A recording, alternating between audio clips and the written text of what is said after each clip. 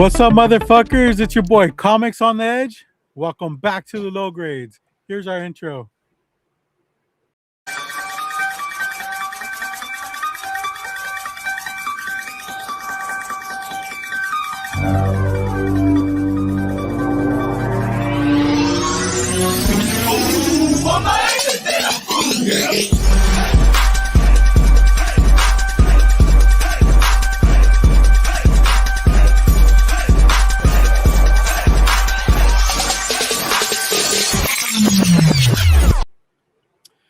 Hell yeah, that's what I'm talking about.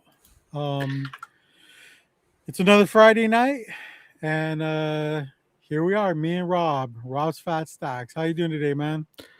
I'm noticing that we're light. We are. And it seems to me that was like, I mean, who signed off on this? Just twice this month. Yeah, I mean it's a problem. You know, when you're left as only low grade to run everything, you know, sometimes it doesn't just happen. I mean, I thought he was your side piece, but apparently not. Uh, Apparently, you're just an extra thought to him. Yeah. Well, anytime he wants a kid, he goes to his wife. So, His main piece, yeah, right? Yeah. So I've heard that you lack the proper equipment. yeah, you know, fortunately, but I would never really want kids with James, to be honest. That's way too much of a commitment, if you ask me. Oh, great You know, googly moogly. if I ever were able to conceive, James would not be one of my baby daddies. We just took, look at that. We're not even 2 minutes into the live, and we just took this into a really weird place. Hey, that's what happens here, man. Yeah. Welcome to the low. Welcome to the show. But you know, when James isn't here, I can always, even when James is here, count on my boy Rob's FatStax. How you doing today, man? Except for that one time. Oh, you took a vacation? No, well, no. There was the one time I overslept. I actually took a nap or something. And That's true. That's true. But you know, it's funny. Like we kind of knew that's what happened. You know, because what else is gonna happen? It's bound to happen. Yeah, I was like, yeah. What else was likely to happen with that guy? It's like he's old and he's been married for 30 freaking years practically. He's like, what's he doing? Let's be honest. He's not going out to the clubs. He's not partying it up. Yeah, so he's probably just 2 meters from his computer, falling asleep in the lazy boy. Yeah. Yeah, I mean, I know Fridays are tough for you sometimes. You know, you do double shifts. I do. All charity work, by the way. Congrats, dude. I mean, you're a better person than I am. Well, I don't know how much charity is. I mean, I do stream this over to my platform on this one, but sure. But you know. But hey, no, it's been great. This was a good week for me, actually. Wow. I mean, and that's different from what you normally have to say. It is, and that's maybe it's again because it's early in the month, and given that I don't know, it's kind of scary what could potentially be when I'm down south and I'm not online. But hey, no, I mean, it's 2 weeks in a row. I went to a convention. This time, instead of driving all the way out to Stockton, I went to the this weekend on this past Sunday. I went to the San Jose Super Toy Show, which is at the Santa Clara County Fairgrounds, and it's mostly a toy show, but there are comic book and other collectible vendors there as well too. Yeah. And previously, I had gone, and there were a whole bunch of different comic book vendors, and I had actually picked up some really good books the last time I was there. But this time I went, probably the 2 people that I picked up the biggest books from last time, they weren't there. Okay. Butler's Comics, he was out, he was doing other stuff, and Moonball Comics was someplace else, and so. But there was still some of the same guys I see regularly, which was cool. I talked to them for a bit, and some of them just told me, "Hey, Rob, I just saw them at Stockton Con," and they're like, "Oh, I didn't even took the stuff out of the van. That I didn't rotate that stock. I love that, dude, because it saves so much time. Right, exactly. It was like cool. So I mean, I took a quick look, anyways, a cursory look. Had some discussion about something. And no, it's not a replay from last year, Bubs. Are you Jeez. kidding? Well, maybe it says live, but it's not really live. It's the so so I'm looking through stuff and I'm like, oh, okay, cool. Didn't see much, but we had a discussion about a book that he had told me that he'd gotten, and he didn't have it with him still. So I'm like, oh well, I'm like, oh well, I'll look at it at WonderCon. And he's like, oh, I'm not going down there this year, but I can give it to Mike, and Mike can bring it. So don't even do that. Just take some pictures and send me. Here's my card. Send me pictures. We'll freaking figure it out offline. We don't have to do it. Wait, this in person. This is for comics, right? Yeah. Oh, okay. It's like for My bad. comics. I have a card for comics because I'm doing stuff. Because I do stuff with the charity all the time, yeah. and stuff too. So I have a business card that I do that's for the channel, as well as the backside is comics curing cancer. But and it's nice when you hand it out to cons or when you're doing stuff with these guys. And anywho, so yeah, I said, hey, just send me the pictures. We'll work it out offline. No big deal. We don't need to we don't have to. You don't need to hand it off to somebody else to take. That's just ridiculous. Yeah. I'll see this guy probably 12 more times this year because he's one of the local guys that I see all the time. So anyways, so that went to that show. It wasn't, like I said, it wasn't as packed, but there was one guy that I did pick up a bunch of stuff from that I hadn't seen before. Turns out he's a subscriber to the channel and watches my channel on a regular basis. So he gave me we had a great conversation while we're going. He was telling me how great I am. No, I'm just kidding. No, of course.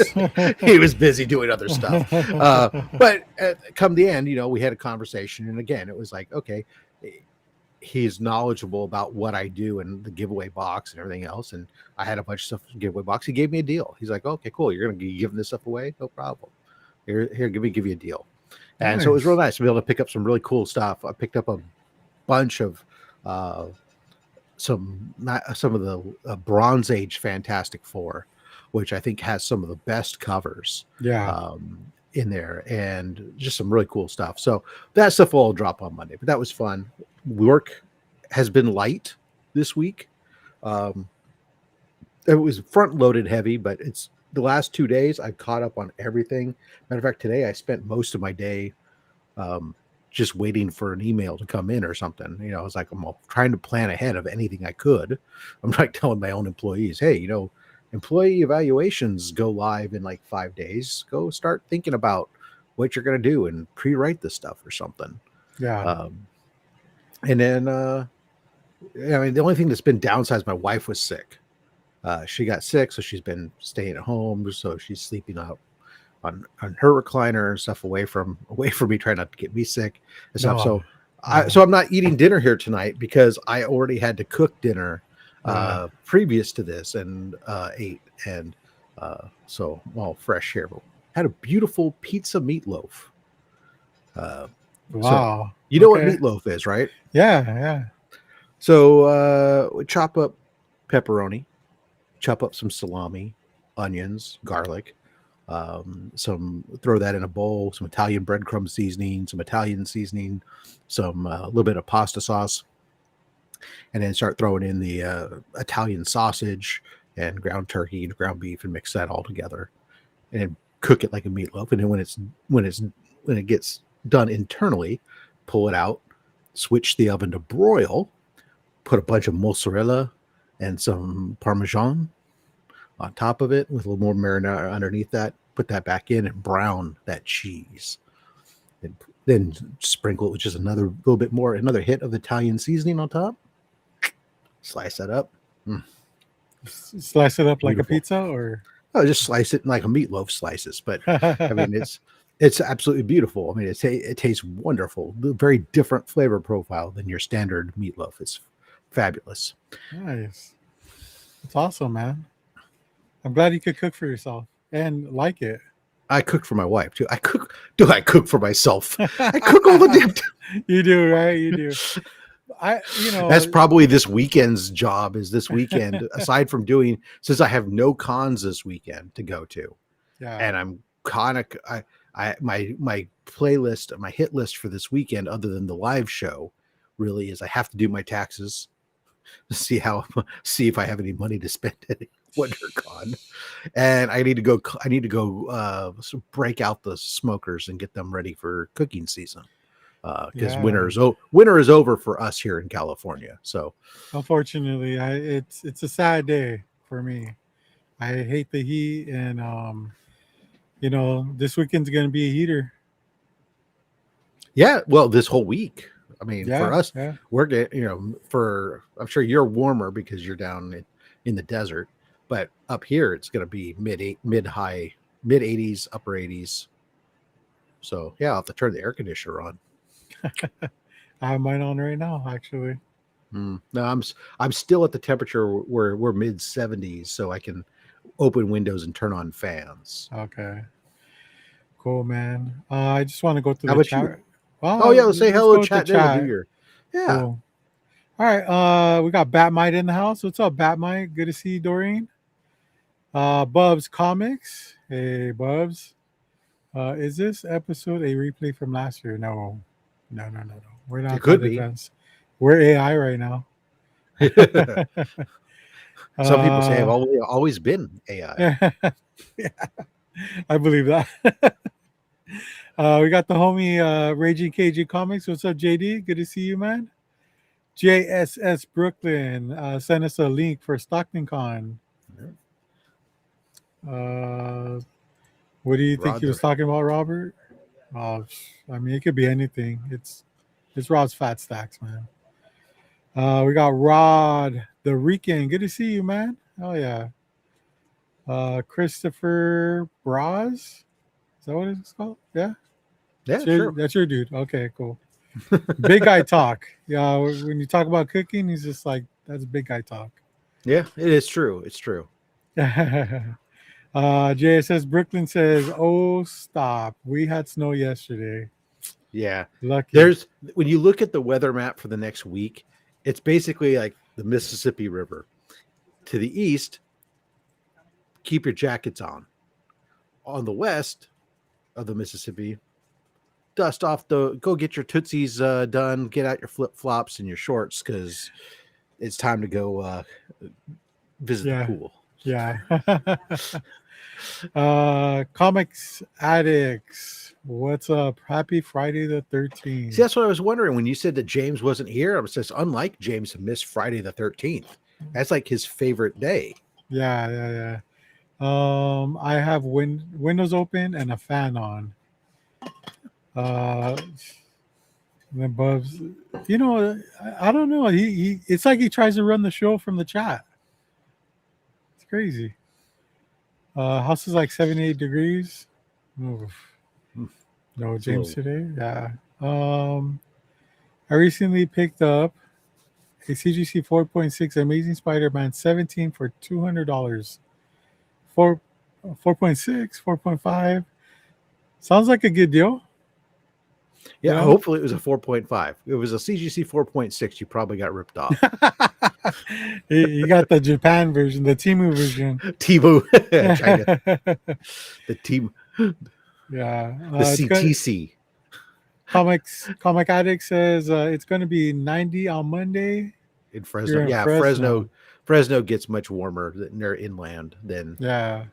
Obviously, I get the luxury of the cool breeze off the bay that cools everything down. Right about 4:00 in the afternoon, the breeze comes in off the bay, and just as you're getting to your hottest time, and cools everything down. Yeah. That's why we all have big patios. And then Glenn steps in. Evening, gentlemen. Good to see you, Glenn. Oh yeah. And we are caught up. Hey, if any of you guys want to join us in James's absence, which usually attracts quite a few people, the link is pinned up in the. They're intimidated by you. Yeah, in the chat. They heard what you were willing to do to your own head. So So the link is there if you want to join us, and everyone's welcome here. So James is trying out for T-ball again. Yep, exactly. yeah, so James is actually at John's Incredible Pizza today. He decided to take his wife on a romantic date to there. So Which he said he wasn't going to go there. You can't get any romantic-er than John's Incredible. I've never been there. Have you? I'd never heard of the place. Yeah, I guess it's Is that like Chuck E. Cheese? Probably like an adult Chuck E. Cheese or something. I don't know. We'll have to ask James. Like, I know he's talked about it before, but picturing like Pizza Planet maybe from Toy Story. Yeah. Or some kind of Dave and Buster's, but they only serve pizza. It's like Little Caesars or Domino's quality pizza. Yeah. With arcade games. Yeah. That you win tickets. Yeah. That's sexy. That'll get her in the mood. Good job. He says it's actually pretty cool. Oh, I mean, I'm glad my kids grew out the Chuck E. Cheese phase, because that pizza was fucking horrible, man. The only thing I used to like is a salad bar over there, and it was okay. I would not expect that they would have a great salad bar. Yeah. I know a lot of parents like to go when because you can drink there now. Oh, I mean, you've been able to drink there for a while. I can't. It's been so long since my kids were that age, and John's is like a buffet of pizzas and has arcade games and rides. Oh, okay. Nice. What's this? Dropping the Pizza Planet. Oh shit! That's why JSS is one of the best damn mods there is. That man will find the link to whatever it is you say, and he's gonna drop it like it's hot, baby. Nice. Good job, man. Okay, so that was your week, right? Yeah. So now we switch it to you, the other Rob. So my week, last week was pretty hot too, man. I don't know if you remember or if you even got any of that heat, but it was pretty warm. It was just in the 70s. It was nice. No, for us it was a little bit more than that. Yeah, I don't live in the desert. Yeah, Chuck E. Cheese has garbage pizza. You're right, man. It's pretty bad. Yeah. So Robo Pizza Planet. The funny thing is, a lot of places have pretty crappy pizza in reality, but we have even bad pizzas generally still better than a lot of other things. So I honestly don't think in my life I've ever sent a pizza back. Right. Yeah. So you just wash it down with some beer, right? Choke it down with beer or whiskey. Whatever. I'm a whiskey man, but sometimes I guess you don't have that option there, but you just don't eat. Maybe you just don't eat half a pie that night. Maybe instead you hold yourself to just one or two slices. It happens. Yeah. I've heard rumors that it's possible to eat just one or two slices of pizzas. I've never been able to successfully do it, but I've heard rumors it could be done. Well, we're in real trouble if they ever make a Pringles pizza. You'll never be able to stop eating it. That's Lay's. I bet you can't eat just one. I feel like Pringles was once you pop, you can't stop. Okay, yeah. They both God, apply. I am a marketer's wet dream. I just remember like all these stupid taglines and jingles and stuff. Yeah. Dude, what's up with hankering for a hunk of cheese? We got Comic Collector picking up all these bangers, dude. What the hell? It's what people do. People that visit my channel, they're all about collecting comics. Yeah. And they go and they get bangers. Yeah. Because it's what we do. True that, man. True that. We are, in fact, a comic book show. Probably the least comic booky show. Well, I mean, we show off what we get in comics and we talk about ourselves. We're comic people, but we're not going to sit here and talk about, oh, this is the spec of the week, or that this is the hot 10 list. Matter of fact, we are obligated as members of the Black Sheep to tell people to go flock the hot 10 list Yeah, and to do yeah, what you want. yeah, So yeah, man. I mean, that's well. So I'll go ahead and get through my week. Saturday went to my daughter's water polo game. That was very hot. I think I got a 10. I think it went away. But Sunday, just chilled, relaxed. Work has been pretty busy, man. I went to, you know where Port Hueneme is? in California, Yeah, it's in Southern California. It's a naval oh, base. I knew it wasn't Northern California. No, no, it's a naval base in Oxnard, California, Okay. and so I had to go there Monday and Tuesday for some work. And man, that was a 2.5 hour drive for me. JSS, he's the king. Look at that. Pizza flavored Pringles. Bang. I wanted to find the meatball flavored. Wait. You just wanted Pizza, meaty balls. pizza, meatball. No, pizza, meatloaf flavored Pringles. I saw your ears perk up, Rob. Would you like to blow into my wiener? Hey, you do mine first. Wait, why is mine so much smaller? Oh no. Everybody, Because yours was like, everybody needs to have a wiener shaped fucking yeah. rape whistle. When you're about to get raped, put a blow on the wiener.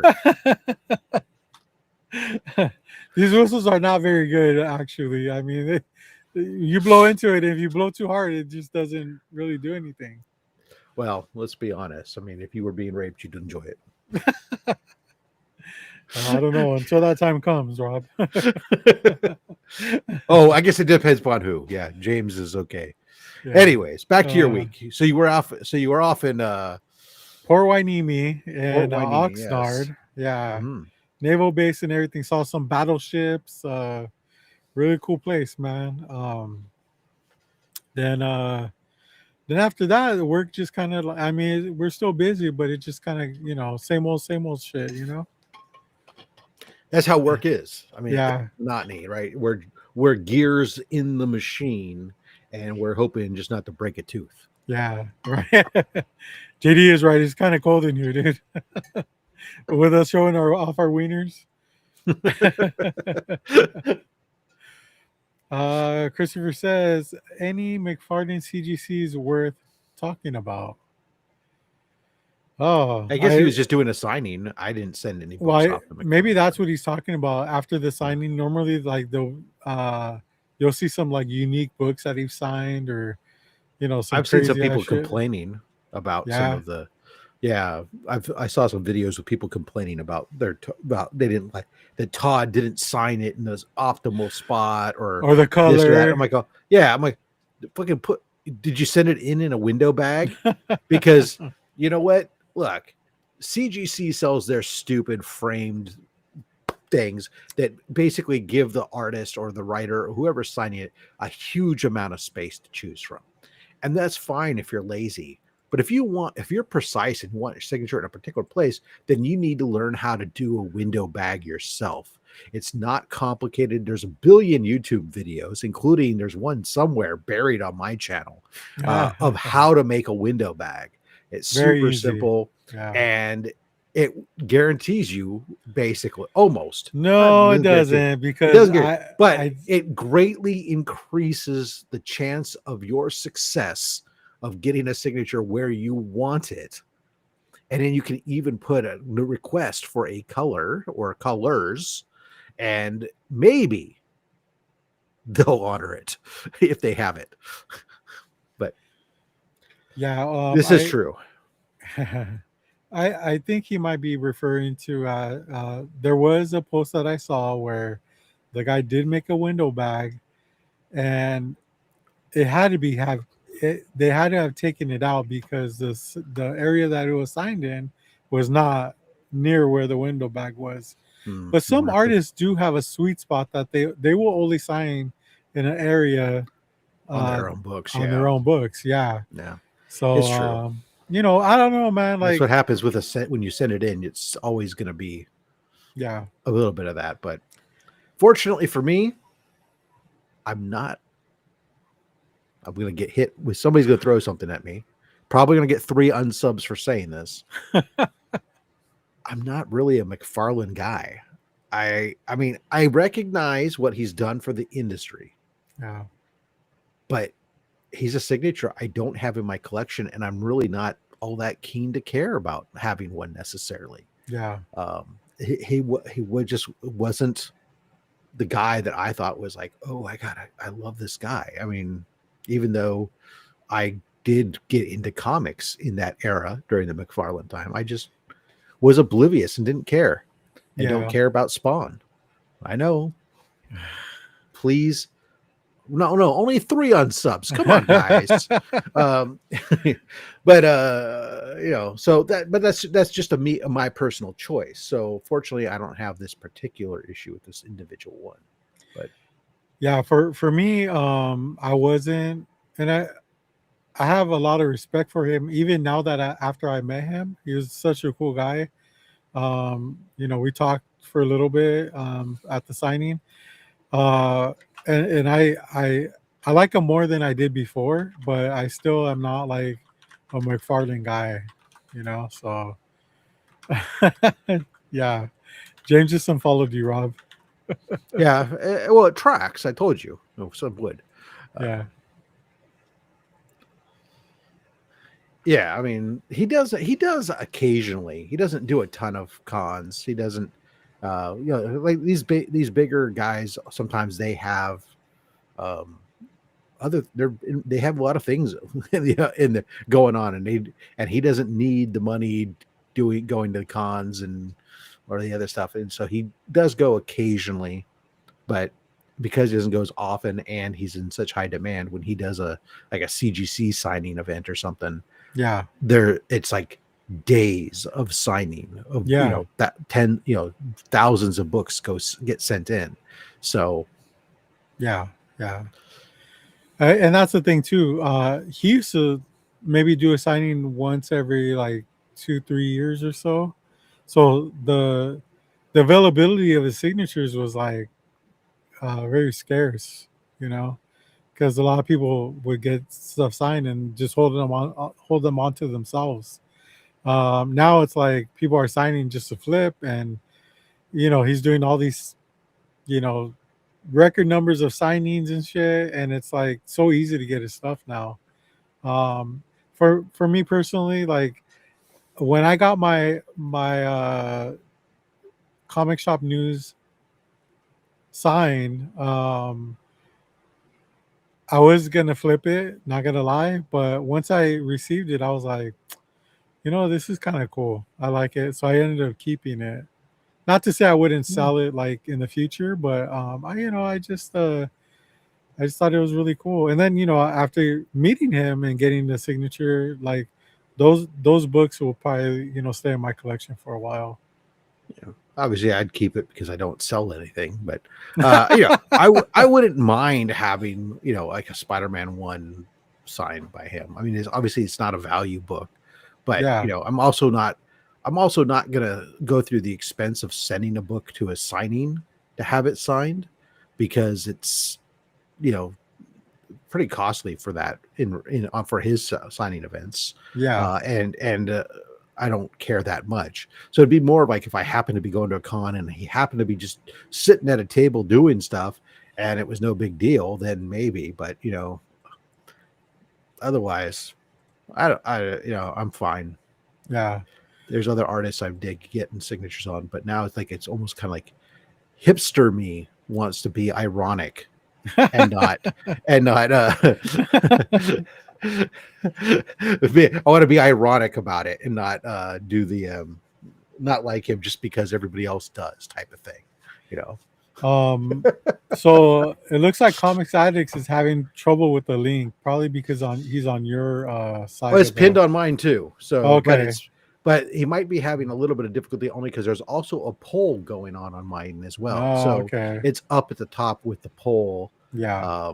as well. There's a poll, and then there's the link as well. So big shout out to Jay Knows the Way, dropping the $10 super chat. Thank you so much, sir. I greatly appreciate that. I Nice. don't have a clip to play for you, but as always, all the money that gets dropped on super chats on my channel, that goes to support the shipping and supplies for Comics Curing Cancer. So that way, during the course of the year, we don't have to send a reimbursement to the American Cancer Society and have them take money out of what went to the charity for that. Instead, we can self-fund and make those shipping and stuff, everything free during our big event in October to help Yeah. maximize the revenue that goes to the American Cancer Society. So big shout out, Jay Knows the Way. Thank you very much, Oh sir. yeah. Do you give out like clip rain checks by any chance? Sure, you know what? Why not? Tomorrow I will kick off Jay Knows the Way tomorrow on Only Slabs. I will make sure that you get the first clip. Damn. Hell yeah, dude. Making shit right. There you go. 100% agree. Plus, he signed 1 billion books. So where's the value? If you collect like that, nice, man. Yeah, He's he very seems like a kind. nice guy. I was sitting next to him at WonderCon last year. He came over to the hotel after being on the car on the floor, and he came and sat down next to him.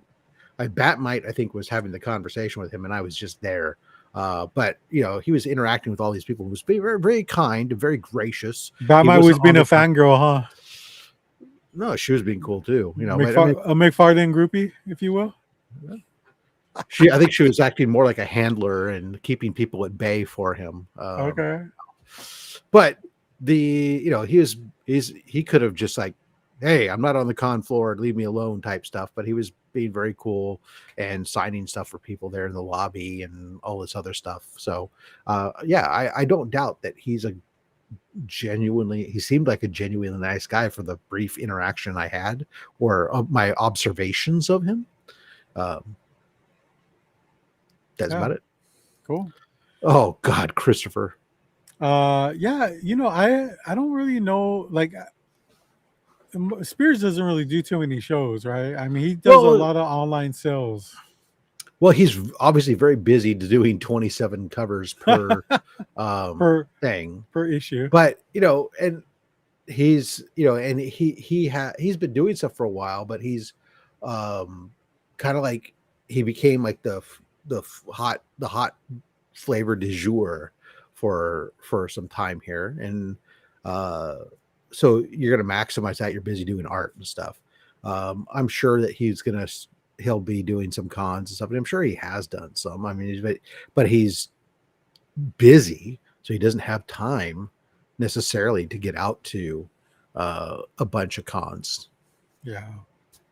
Which it kind of sucks because he's a hot artist right now and he needs to cash in, dude.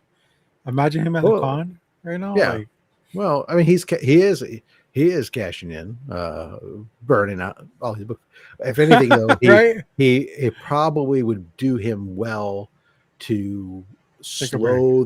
slow that to a trickle, so that way the scarcity aspect of it and the it's great that I'm sure he's enjoying doing it, and he's loving it. But I think that if you want to be a longevity and not the flash in the pan, I think you got to scale it back. That's what Peach had that same problem. Was when she became super hot, she was doing everything and everything. But that also comes from, I think, being an independent artist. Yeah. Peach now is with Marvel. She's got a regular paycheck type of thing. Mark is doing so with Keen Spot. He's doing, he's making his money while he can right now.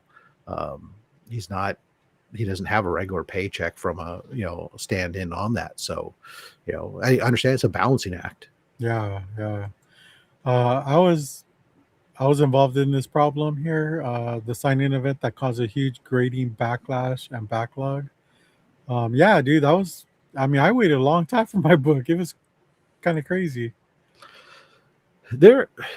Well, I mean, depending upon when it was, I mean, they can always cause a little bit of that just because there's a surge. People, especially during the COVID times, as we like to refer to it, really were blaming a lot of the in-house gradings and stuff for a lot of like, or in-house signing events for this stuff. And I don't think that they really added that significant to their lead times. I think the volume of people sending books in for everything because they were home bored and just sending Oh stuff yeah, in yeah. contributed far more, because they would have been going to shows and doing, picking up submissions and stuff from shows and stuff, but instead they didn't have to go out and go get the stuff. Instead, they were sitting in one place. Everything was coming to them. So if anything, they should have been able, they would have had all hands in one location. They should have been able to handle it better if it was a normal volume. I think the volume just went that much bigger. And I don't think that the signatures, wow, had, I mean, that's just my, I don't, based off of absolutely no facts and Right. no evidence, just my Yeah. pure gut feeling Yeah. is that it, yes, it added, but it wasn't the reason Yeah. that they were overwhelmed. Because we saw that even like when CBCS all of a sudden everybody started going to them, they got flooded and their backlog went through the roof, and they weren't doing signings. It strictly was just a capacity issue of how much can you turn. And then supply chains. I mean, that was the other thing that people have to remember. Supply chains were disrupted then. Oh yeah. And that a lot of that plastic that was coming in for those cases, those were coming from China. So you weren't getting the stuff wasn't moving around. And eventually you start exhausting your supplies. You're scrambling, trying to find other ways, or you're waiting for shipments, or you're having to pay to airship stuff. And that costs a lot of money. Yeah. And Yeah. so For sure. there's lots of other factors that are easy to overlook. We got Kingdom of the Nerds joining in. What's up, Man, Kingdom? Good to that see you. man has given yeah. away this month or last month 70 memberships. Oh yeah, crazy. Huge. Huh? We're still. You gave them all out already? Oh yeah, well they give away instantly when you gift the memberships. What happens if you go and you click on a gift a membership, or 5 memberships or 10 or whatever it is, YouTube just randomly pick subscribers that aren't currently a member and assign them that gifted membership. So some people will be on at the time, and some people may not be on even watching at the time, but they're just subscribers to the channel. But yeah, it was very, very generous. Oh yeah, man. I mean, that's 75 new members. Well, that's a big dose of cash that then goes to Comics Curing Cancer. Yeah. Our shipping budgets and whatnot. So, because last year our shipping budget was like our shipping expenses was just under $2,900. What we spent on that. So it was pretty crazy. It's a lot of money. Oh, I love this comment.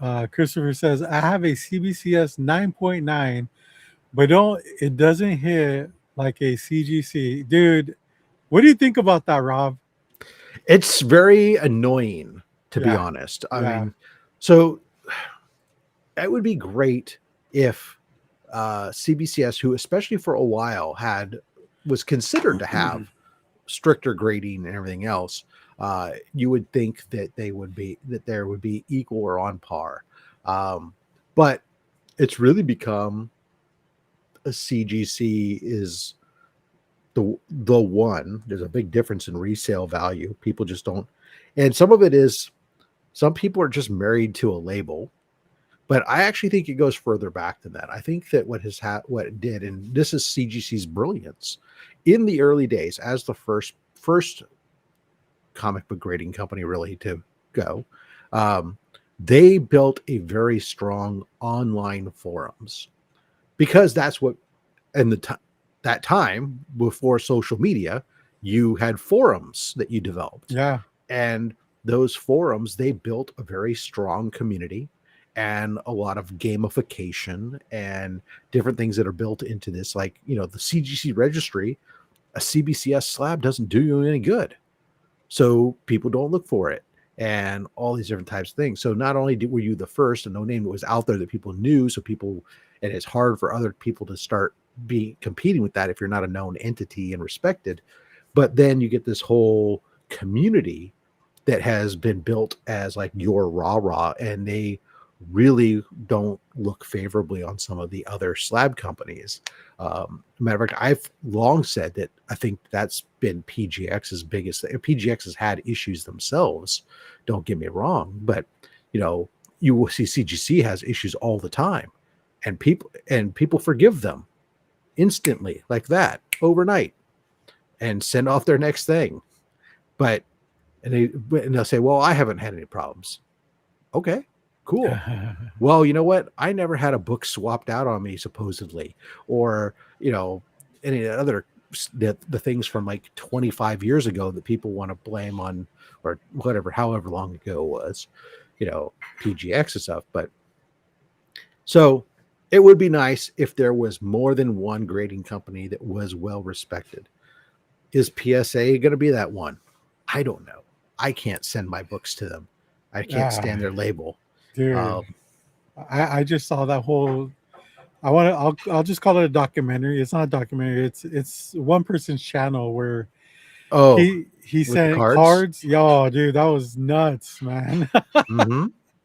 So wait, that just hurts them and stuff too, right? So it's definitely tough. So CGC still stands atop of the mountain, and as long as they do that, if you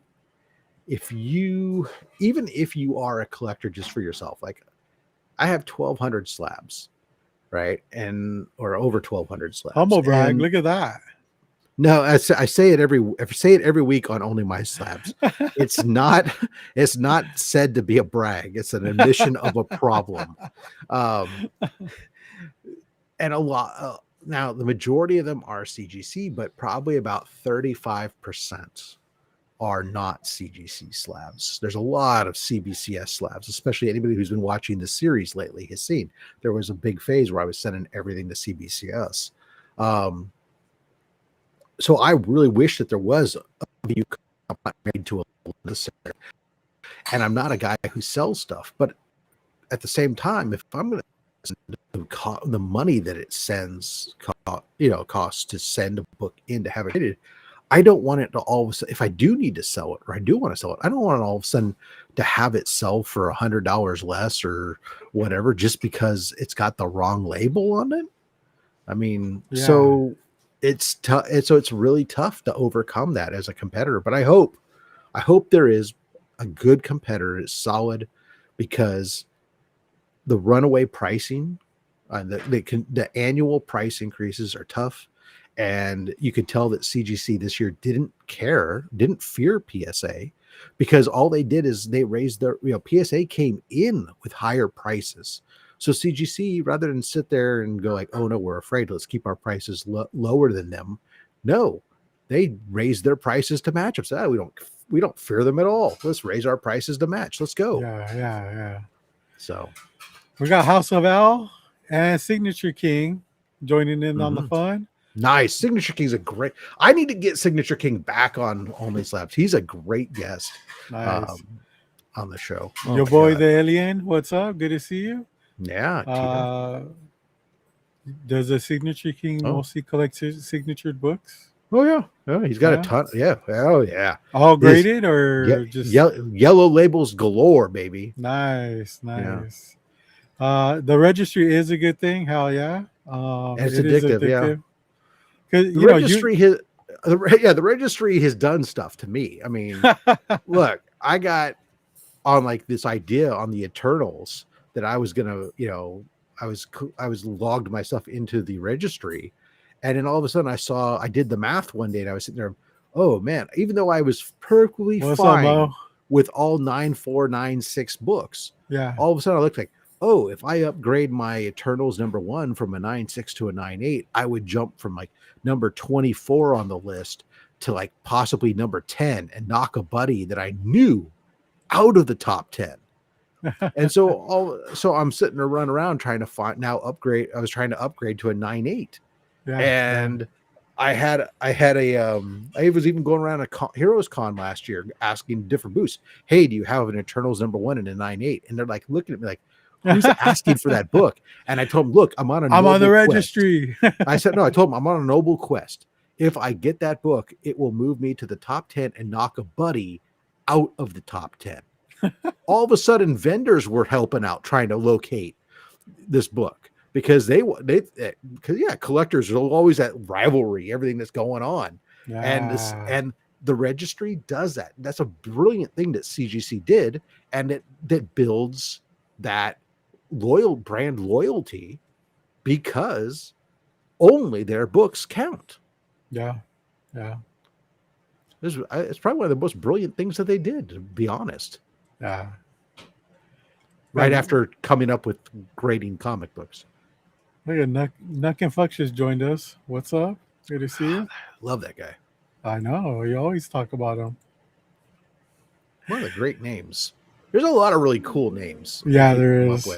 I always get like, man, I got this lame Rob FatStax name because I couldn't, I got FatStax of comics. Oh yeah. And I see some of these other names. I go like, damn, I could have come up with something cool like that. You could always rebrand yourself. No, it's too late.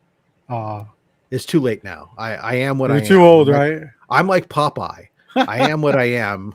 That's all I am. Yeah, people know. I would love to come back. I have got a lot of different ones since last time. Well, yeah, good. Yeah, we're booked right now through the end of May, so I'm actually gonna start.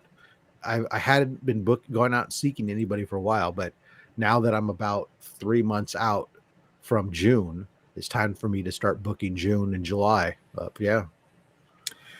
Clean Cheap Shots. What's up? Did CGC come up with the registry first? Or that's a good question. PSA? I'm not a card guy, so I don't know. So maybe it was a PSA thing first. I don't know. And CGC borrowed it, in which case kudos to them. Yeah. But that is a great question. Maybe somebody can do the research and drop that in the chat.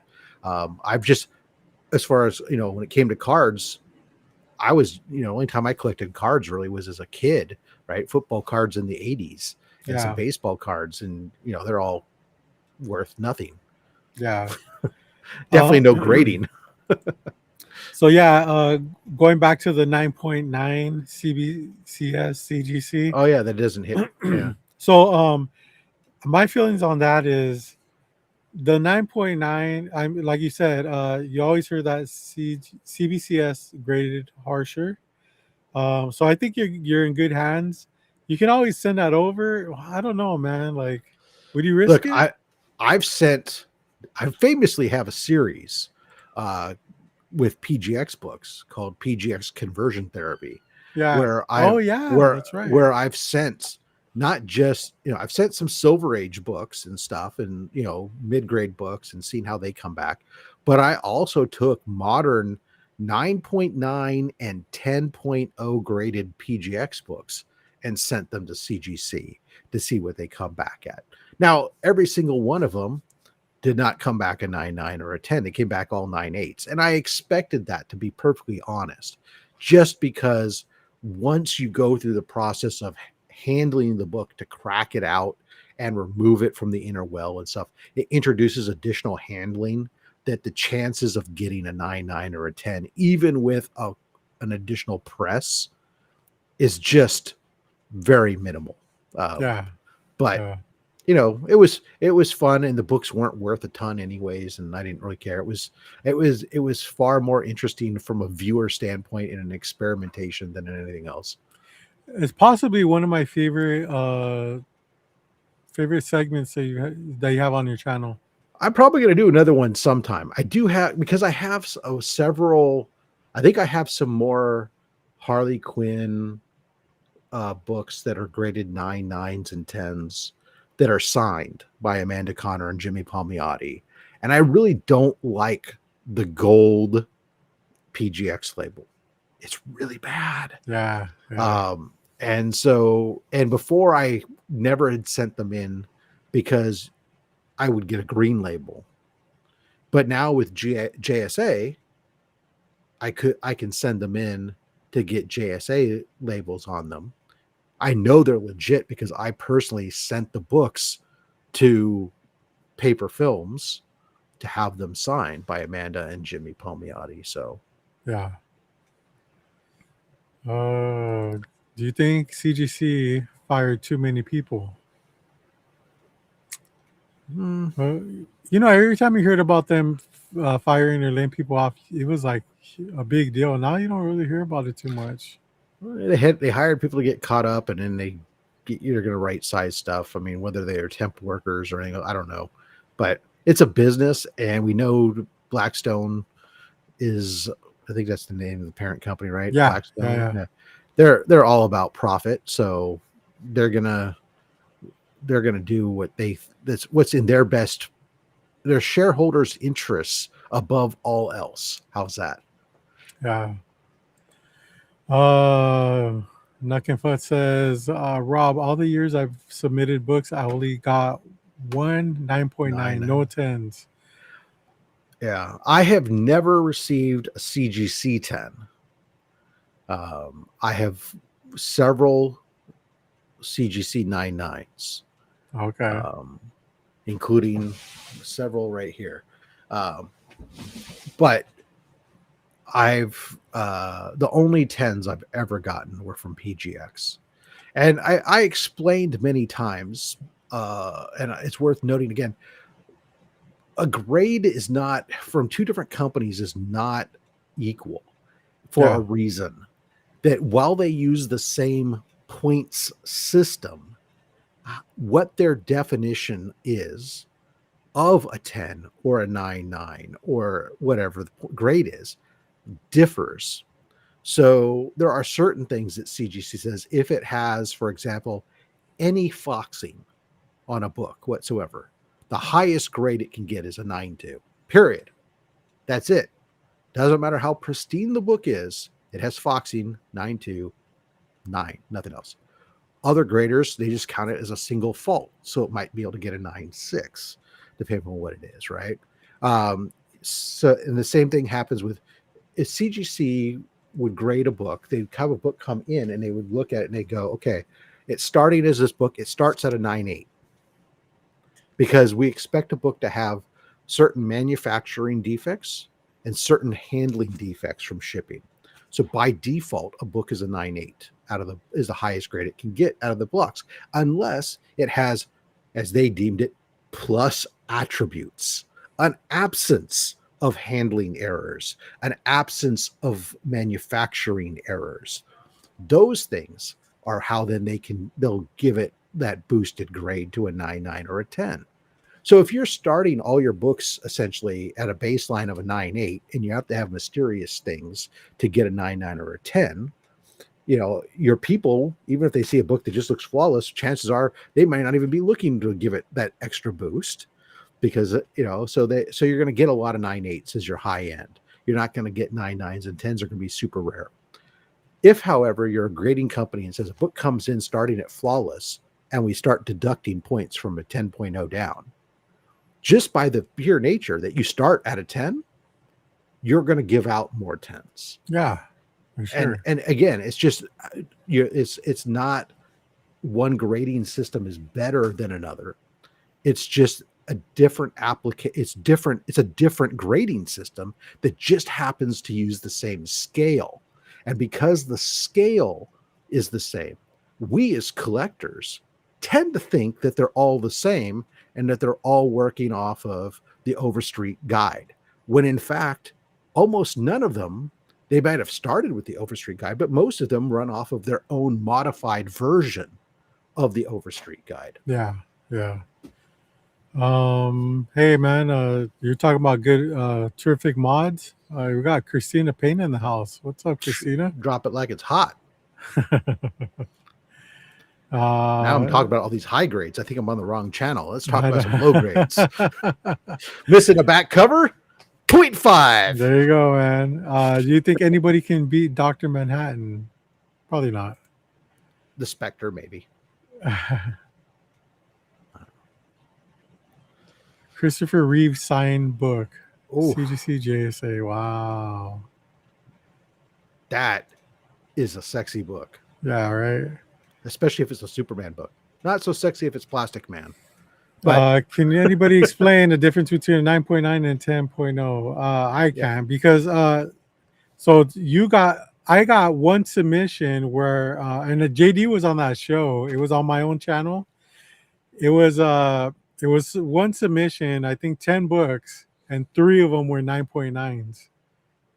All yeah, Adam Hughes books. I had a book like show like yeah, where I unlocked a whole bunch of 9.9s in a box. But yeah, Yeah. it's the difference is just that according to CGC, it's that absence of handling standard shipping and handling defects that would occur. So if you take a book and you ship it in the course of shipping, there might be little micro scratches on a cover that occur. So the absence of those. Also, during the course of manufacturing, there are certain defects that occur during manufacturing. So, such as like the very top corners, sometimes you have these little micro bindery tears, or most famously, if you think of Amazing Spider-Man 361 Carnage, right? There's a machine grab on the back cover that actually can have little 1/8 inch tears from that. Those are manufacturing defects. Well, so prevalent, in fact, that CGC has said, okay, the presence of those can be still considered a 9.8, even though they have little minor tears. But in order to get a 9.9 or a 10, you can't have that, among other things that are there. So it's really this weird absence of these standard things, and it's trying to understand it perfectly isn't clear, because even if you watch the interviews with Matt from CGC, who's now the president, because I watched a long form interview with him when he was the head grader, and he's got a book out that you can pick up a book to and see the CGC way and all this stuff. But it really just boils down to a little bit of how does that guy feel that day, and it being these plus attributes. Yeah. Yeah, well, that becomes a thing to me too. Yeah, if it's not, to me, I don't think that a book that's 9.8, 9.9, or 10 should have anything other than white pages. That's if there's a 9.9, I question almost any of the books that are like the giant size X-Men books that are out there, like the 9.9s. Oh, come on. How do we believe that book doesn't have handling or manufacturing defects after all this time? Right. It's damn near inconceivable. And we've seen some pictures of some of them that don't look good at all. I mean, no, they're not infallible. Do those books exist where they're a 9.9 with off-white? He's saying, I don't know that I wouldn't surprise me that there's potentially one, but I've not seen it myself. Oh man, crazy. Yeah. YouTube videos on there. Graders moods. Yeah, that's. Yeah. Agent DeCamp dropped something. It's true. The graders notes is really an annoying thing with CGC. CGC has said, graders notes are optional.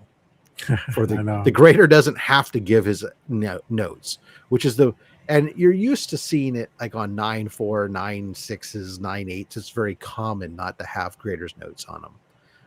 Whereas some grading companies, like I'm going to go esoteric here. EGS, for example, will give you graders notes for everything. Whether it's even a 9.9 will have graders notes on it, telling you why it didn't get a 10.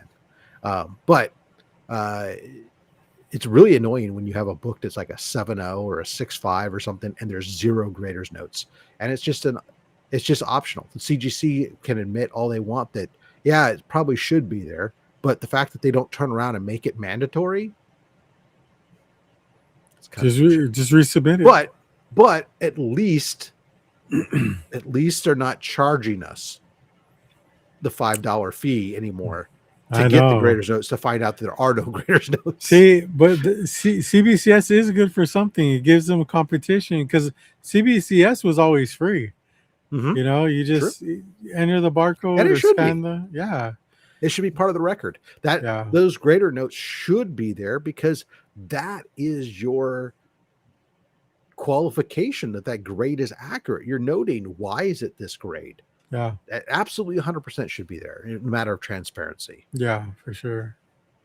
Um, We got a great discussion going tonight. I know all James isn't here. CGC. This is the best low grades ever. Well, I am pretty excited to discuss about this because I will be doing a submission for WonderCon.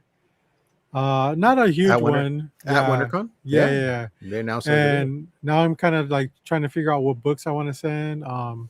So yeah, I just got this is great. notification an order shipped from. But let's see here. What we got here? Superman 2 great, excellent. I have actor's son. George Reeves. Yeah. Oh yeah, George Reeves would be Wow. great. Yeah. I have a book that I just sent off a 1 in 25 variant for Firefly #1 that guy sent off to Awesome Con because the entire living cast, with the exception of Baldwin, are there to sign the book. Oh, That is, I got the nice. bill. 7 signatures plus yeah, wait, oh yeah. But Wow. it's worth it. It's gonna be so Yeah. worth it for that as a fan. That's King of Slabs as well. You're the King of Slabs, Rob. No, I'm not. Dragon has way more slabs than I do. A lot of people. Electric Geek has more slabs than I do. I know lots of people have more slabs than I do.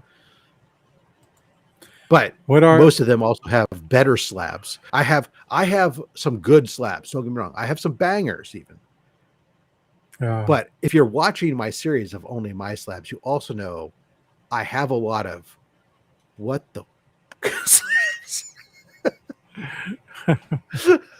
Yep. Yep. What artists are you submitting for, Robert? It's just for grading. I'm not getting anything signed. I don't really. That's not my jam actually. So, but I will pull out like a couple books, and if I need filler books, I'm just gonna grab some Adam Hughes books. I always have those on hands. I get multiple copies of whatever Adam Hughes covers I like, and there's really no shortage of that. So, yeah, that's pretty much what I'm gonna do. See, I've never submitted at a show, primarily because unless I was going to have it bringing a big book that I want them to do right then and there while I'm there at the show, I'm always like, I don't want to transport my books to the show and then have them do whatever, stack them however they're stacking them to be mobile, and then them ship them across the country in this bulk container that they've got or whatever, and to get done. I mean, it's not saving. They charge you more for submitting at the show. So do I save anything versus just packing them and shipping them in a box myself directly there where I know how I can pack them? That's why when I submit, I put them in these. These right, are yeah. Top loaders for that. Yeah. I have so many of them that I don't care about not getting them back. That's what honestly. I do ship. I use those when I ship like blanks to artists and stuff. Oh yeah. I'll ship stuff or stuff. But yeah, no, I guess that makes sense. The CGC thing. I mean, I've no friends of mine that bring books to submit there, but most of them for like out of country, and I get them 100%. Yeah. If I was outside the country and had to pay the shipping rates that these things are, I'd absolutely be bringing books to submit in person. Yeah. But I've just never. I've never really done it. Have you ever done a quick submitting yet, Rob, or no?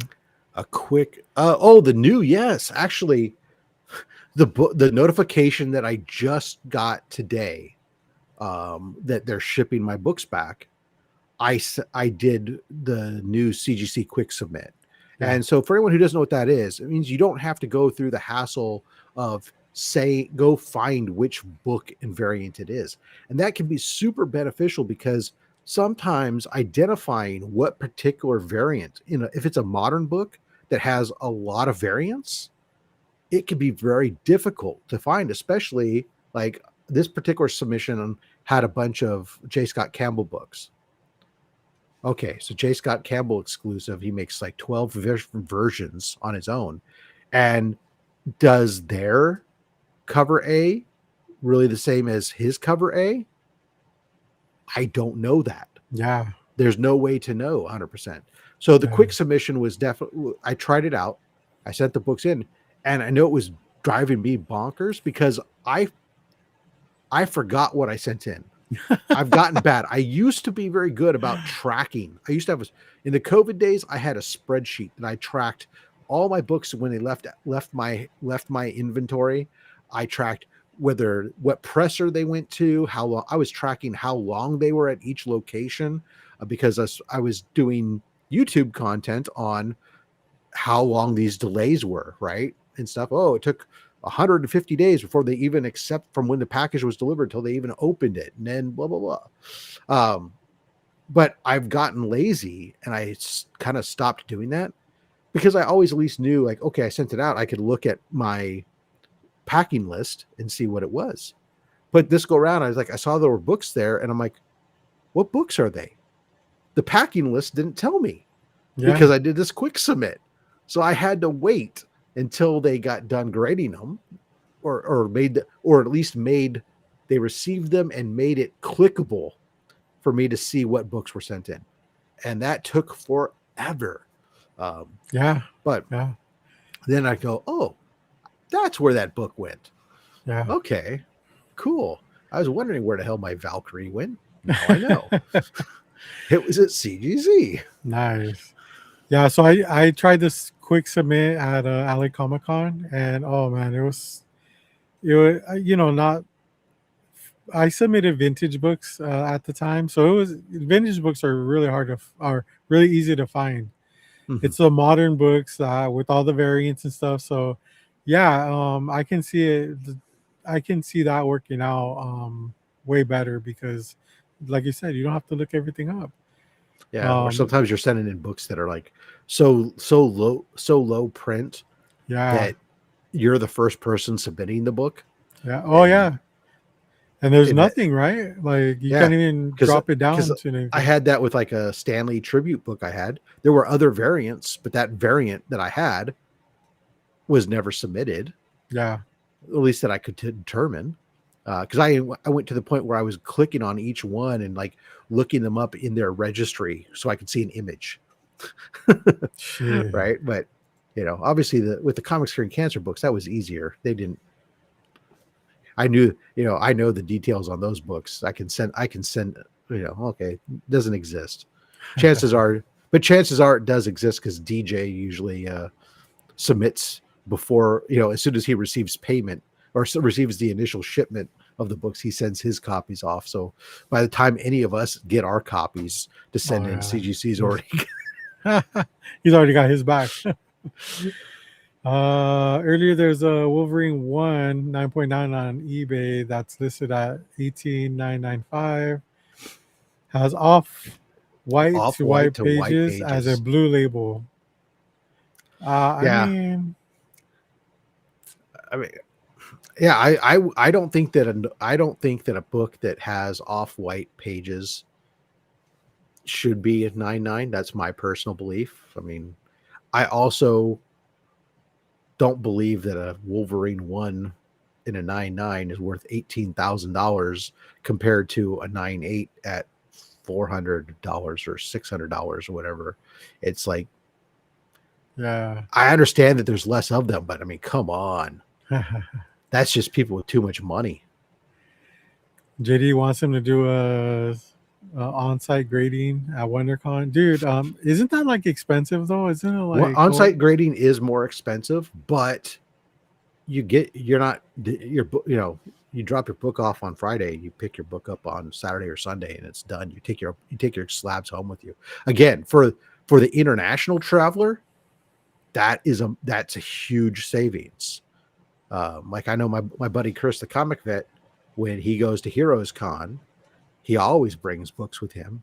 First thing he does Friday morning, he's in line at CGC to drop off books, and then he's watching his messages all weekend long waiting for him to get there before he has to fly out, so Yeah. he can go grab his books and take them home with him. And then he never has to pay for shipping and or worry about customs or any other garbage. Wow. So Bought a Jack Kirby's copy of the Golden Record Final Fantasy One no, not Final from. Fantasy, Fantastic Four. Oh yeah. What the fuck? From his grandson, then had it signed by Stan Lee. I like to think that the book has both of their DNAs on it. I'm with you. Yeah, that's awesome. Yeah. Get it graded, man. Why not? Right?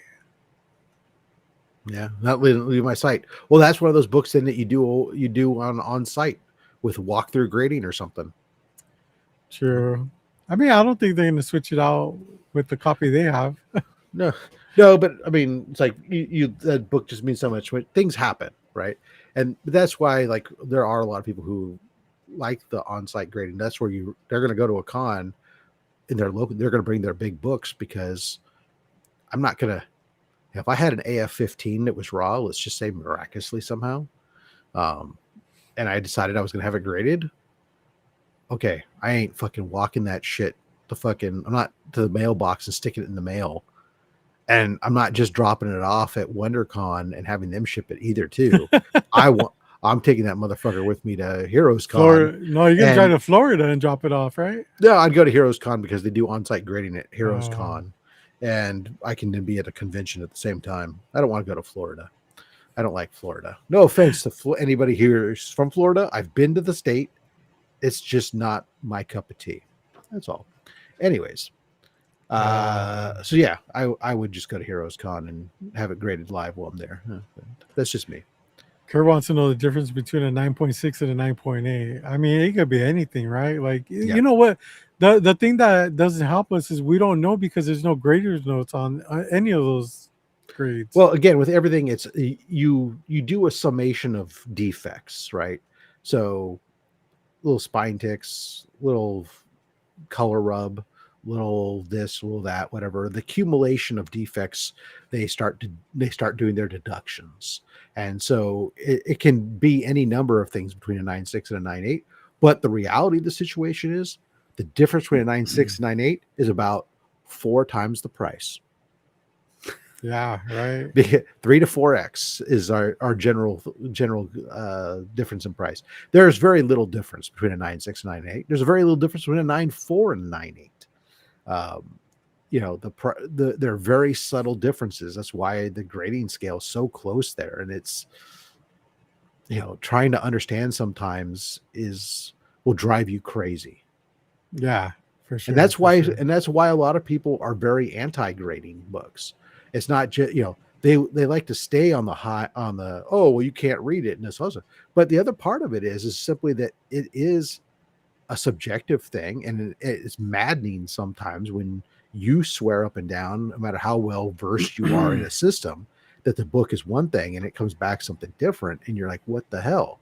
But again, the counter argument is that's why you use the third-party grading service, right, on a book. If you're trying to say that this is my interpretation might say, oh yeah, this Conan the Barbarian's a near mint book. But obviously it's not. It's an 8.0. You know, it's paying for somebody else's opinion, right? It's a third party who's not interested, trying to give it a value and assessment of condition. But when you get to the hardest grades to me is the 9.4 to 9.8 range, because it's very easy to think that something's a 9.8 and it comes back a 9.6 or something. I've had books I've sent in and said, this is 9.4 and it comes back a 9.8. I'm all, really? How did that get a 9.8? Right. The other range that's really difficult for me personally is the 3 to a 5 range. That grade range is, you have so many defects at that point that unless I start having stuff where I have torn covers and other stuff, it becomes really difficult for me personally to pin down the grade. But I'm not a professional grader, so there you go. Oh, we got my brother Ruben in the house. What's up, Ruben? What's up, Ruben? Oh yeah. For me, I don't really get too angry about the grades that I get. Hmm. Yeah, sometimes it is disappointing, but I feel like I have a lot to do with that because for one, I pick the books, from the shop or buy whoever I'm buying it off of. I have control over that, and also I press and clean my own books. So when I send those books in, I I wouldn't send them in if I thought that they were just either I didn't care about like I want I know I'm sending them in the best condition, or else I just wouldn't send it in. That's fair. So if I do get it back and it's like a horrible grade, I don't really get mad at CGC. I get mad at myself because I feel like I did something wrong at that point.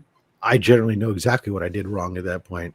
Almost every single time I got lazy and I didn't pull the book out of the bag and board. What? There have been many Wow. there have been many times where I have gone through and I have sent books in, and I thought that in my mind or my memory was that the book was perfectly fine. But then when I send it in, it comes back and it comes back like a 9.4 or something. And I look at it, sure enough, there's like a color rub on the back or something that I missed. And I'm just like, oh, if I'd taken fucking 2 minutes to Yeah. pull it out of the bag and a board and Yeah. look at it, I probably would have known. For those of you Yeah. guys who are over on the FatStax channel, I'm going to end the poll in just a moment here. So if you haven't voted yet in the poll, please sound off and we'll announce the results of the poll here in a moment for those people that aren't on the FatStax channel. Vote or die. Remember that slogan? That's right. Sure. uh, I'll send in books out on a hunch that I might get lucky and get the 9.8 with visible flaws. Yeah, I mean, sometimes it works out that way. I've had that happen a lot with me. I have the crazy, I mean, I did that. So the one that's coming back right now, my Valkyrie book, Yeah. um, it got a 9.8. I was on the fence. I thought it might come. I thought it was a good chance it was going to come back a 9.6 because of some micro. It has a really high gloss back cover, and there's some micro. There's a fair amount of micro scratches from handling. Cats. But fortunately, I guess there was not enough to warrant knocking it down, and that was the only issue with it. But I have a 9.8 Thundercats #1 that will. I think you've seen it. I showed it off. There's no way in hell that book should be a 9.8. It's got so many issues. And the only thing I can think of is that they cold pressed it and graded it right away. And then the flaws came back that were there because I've gone on and looked at the pictures on the book and I can tell that the book is the same book because I can see some of the flaws there in the exact same places, but they're not as pronounced and stuff. So I don't know. It's pretty crazy. But anyways, all right, I'm ending the poll. Bang. Poll is ended. So agent thinks that once you grade a comic, it turns into a trading card. That kind That's of makes fair. sense. Yeah. Yeah, well, absolutely. Look, you can't open it up and read it unless you crack it out. We get Yeah. that. And I hear it all the time as a guy who has a lot of graded books. I say that I have 1,200 plus graded books, which is a true statement.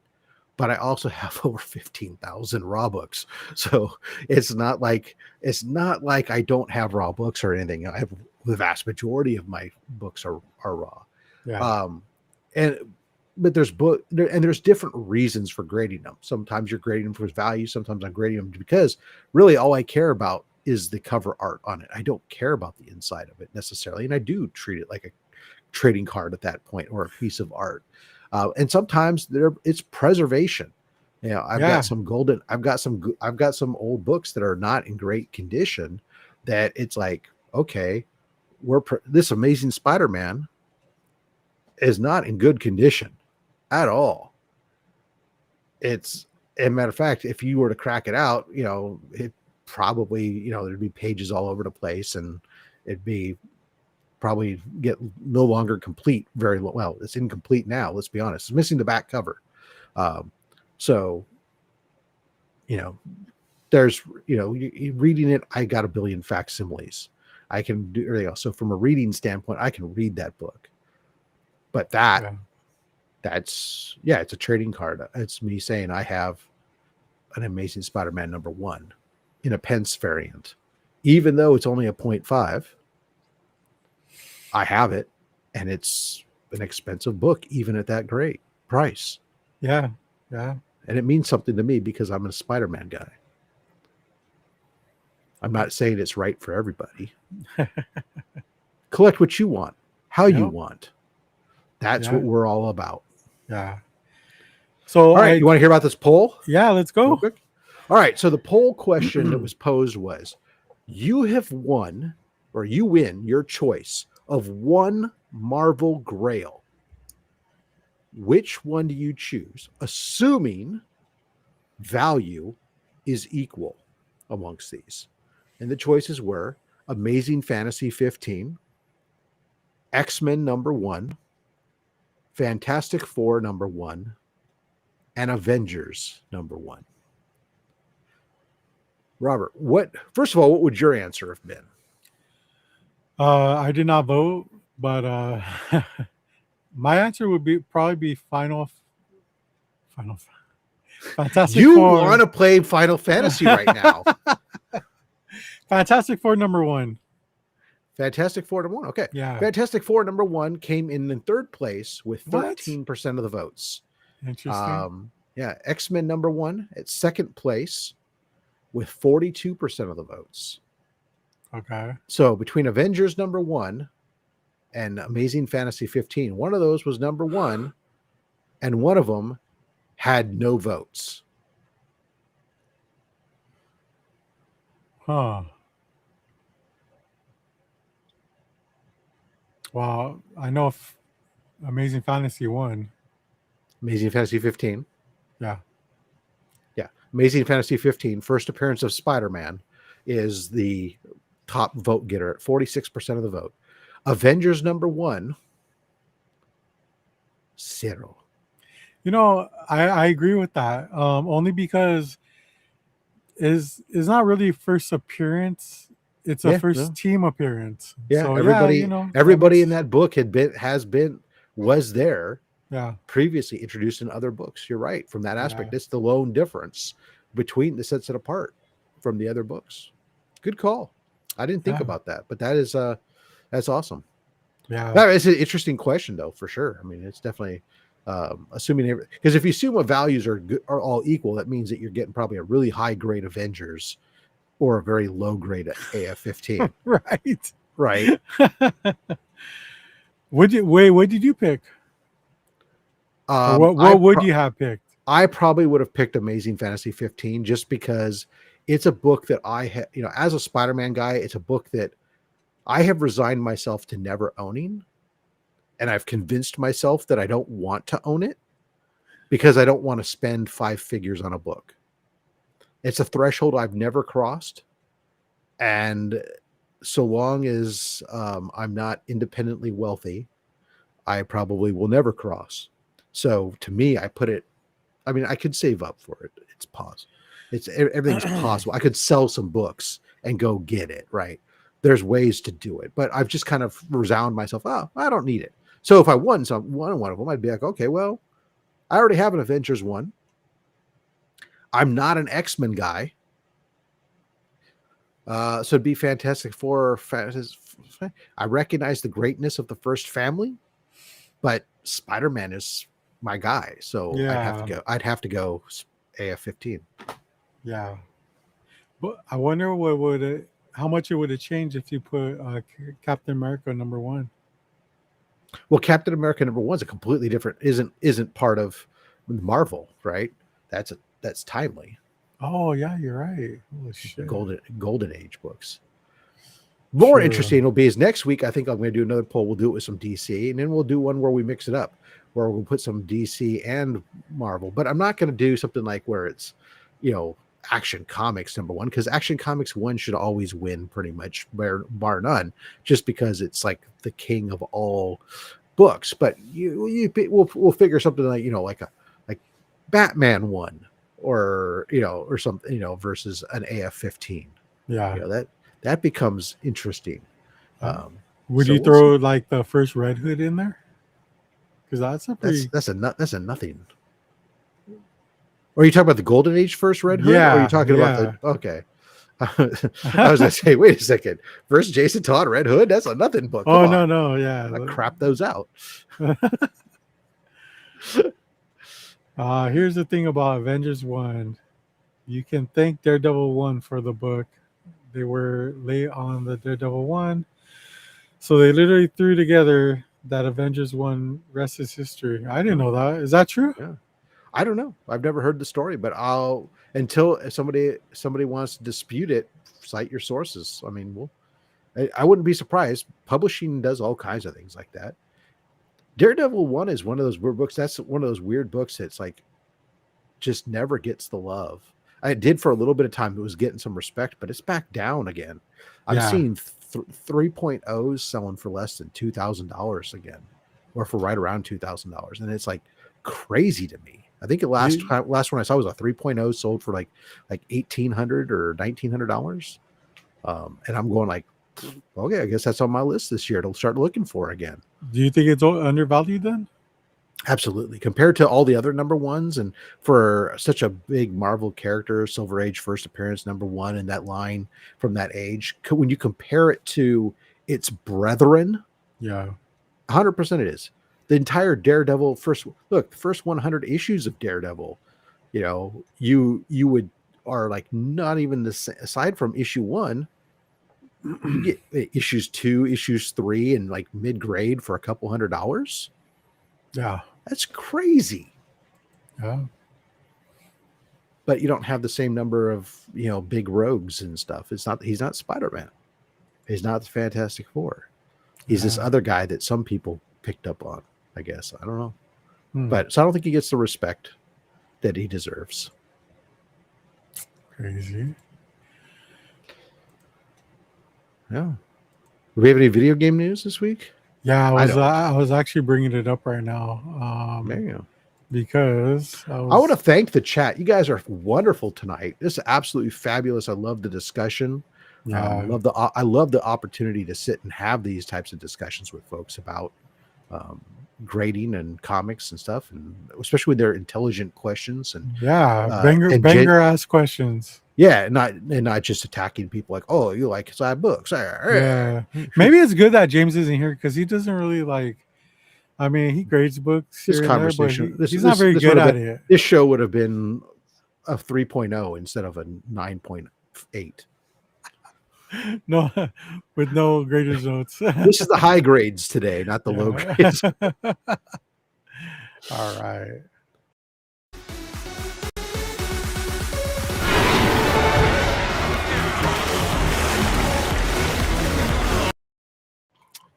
All right. Well,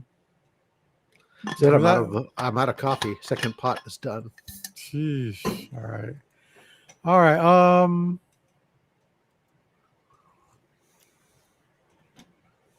So we were talking about this game. It's a collection of a lot of those beat 'em up games from Marvel from the past, and they actually put out a release date for this. It's in 13 days, 10 hours, 24 minutes, 1 second.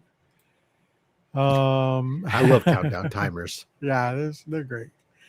So let's see. Well, I especially like countdown timers because they cue to your time zone, and not everybody does math very well. Exactly. or understands time zones. Like scroll down just a little bit there. At least like these guys are good. I can see they've updated it. It actually says 10 a.m. Eastern Daylight Time. Yeah. What drives me crazy is like when we're in daylight time and you see like Eastern Standard Time. Yeah. It's like, really? Why would you be doing it at Eastern Standard Time when we're on daylight savings time? I mean, so this is going to be great. Let's see. Oh, we got it. And the rest of the world's not even on, but March 27th, though, it'll still be just North America that's on daylight saving. Well, technically Australia will still be on daylight savings time because they've been on it for months, but they don't switch to standard time for them until April, and Europe doesn't switch to daylight savings time until March 29th. There you So go. I just added JD to the chat. What's up, JD? Say hi to everyone. Hi, everyone.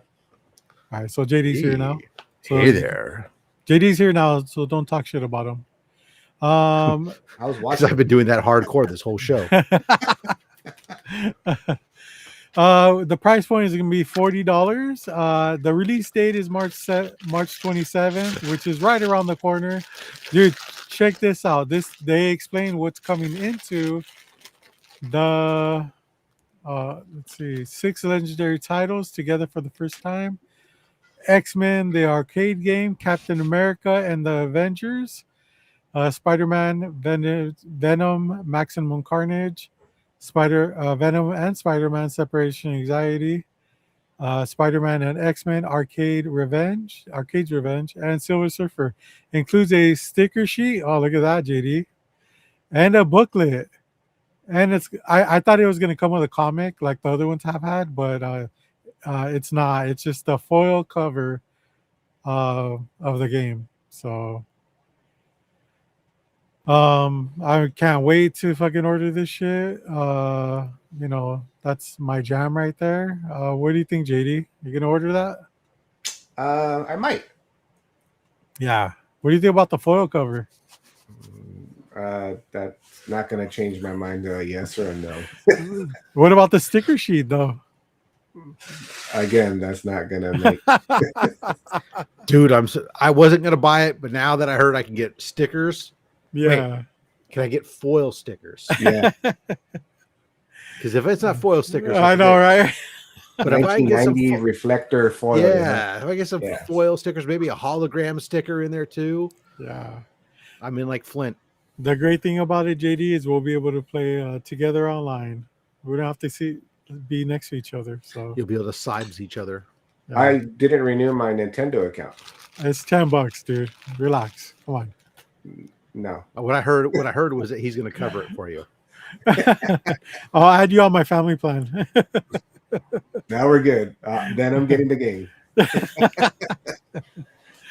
Yeah, I mean that's pretty much it for the video game news. Like I said, I'm really stoked about it. I looked into the Masters of the Universe game. There's still no release date, no date or anything like that. So, but I mean that one I'm really excited for too. I did pre-order Lollipop Chainsaw. I don't know if you guys remember that. It's a Lollipop Chainsaw. It's a cheerleader with a chainsaw, with her boyfriend as a keychain, and she fights through zombies. So it's been around for a while. Yeah, It's like my senior year. Yeah. So I pre-ordered that. I'll be getting that, and I'm pretty stoked about it. Let's go through the chat real quick. I took dog out with toxic. The dog was farting something fierce. Oh, okay. And now he's airing the room out, even though it's -2 degrees Celsius outside, which is fucking cold.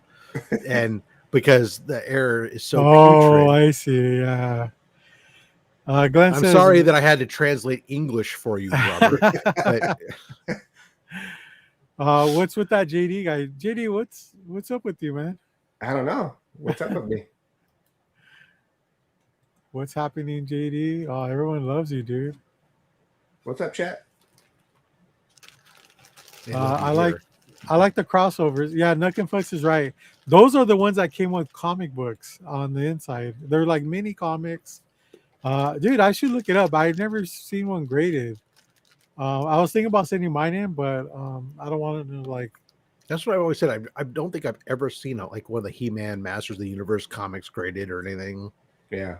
Yeah, and Alex Ross did his first work on one of those, right? That would be awesome to have one and have him sign it. Yeah. I hear that kid's up and coming. He might actually make it as an artist. Yeah.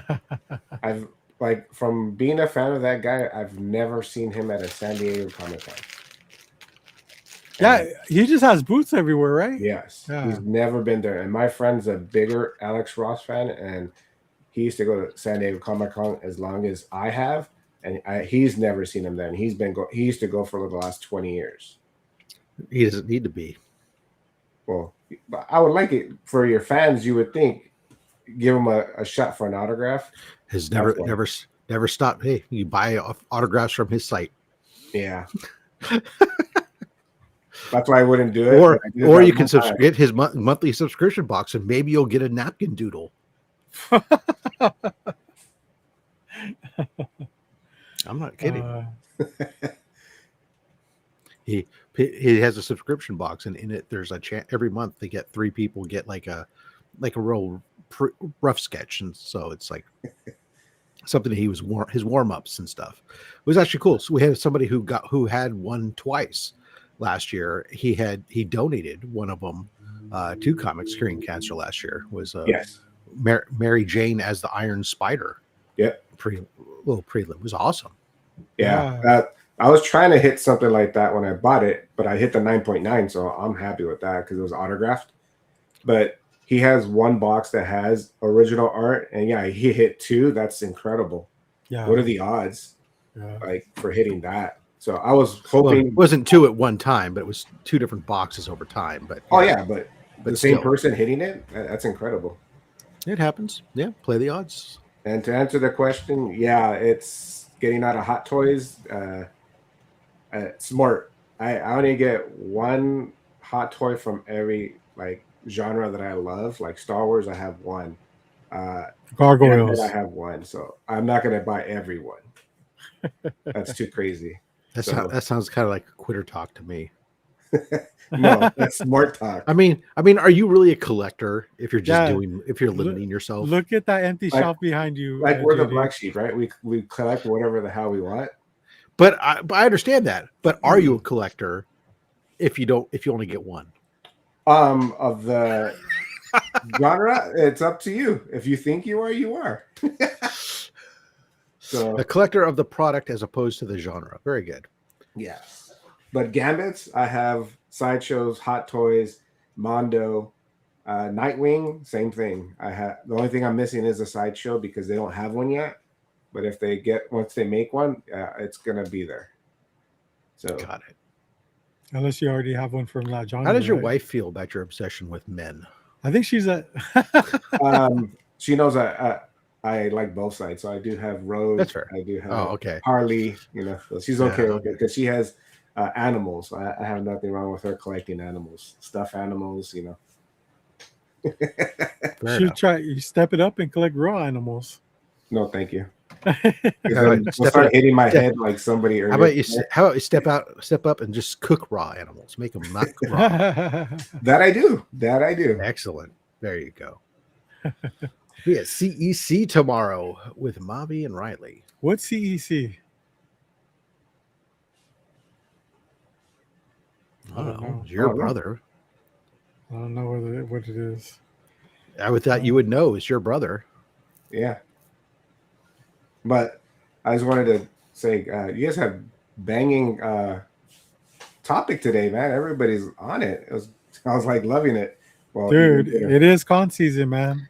Yeah. Imagine what happens when James ain't here, huh? I just get like we don't have a boat anchor holding us back. Yeah.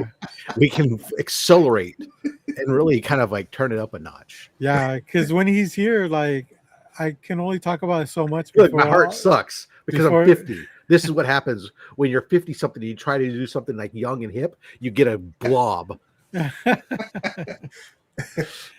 Yeah, if I start talking too much about something like that, James's eye rolls and stuff just get on me, dude, and it's just like, okay, let's move on, I guess.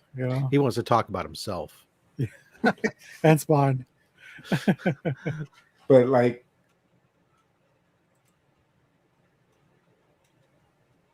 like just throwing my 2 cents on the. That's true. Are you buying a Sideshow statue? Yeah. That's the hard part, but it's cheaper than buying it from Sideshow. If you can get it at a good deal, dude, you can get it for a lot cheaper. Yeah. Sometimes though, I've had stuff where at cons on bigger items like that, you don't have to really carry it around all day. They're going to be there all damn day. They'll set it aside and put your name on it. You just have to remember to go back and pick it up, on your way out, because nothing sucks worse than forgetting. Yeah. Um, Like our buddy Cisco did once. Yeah. I have his book.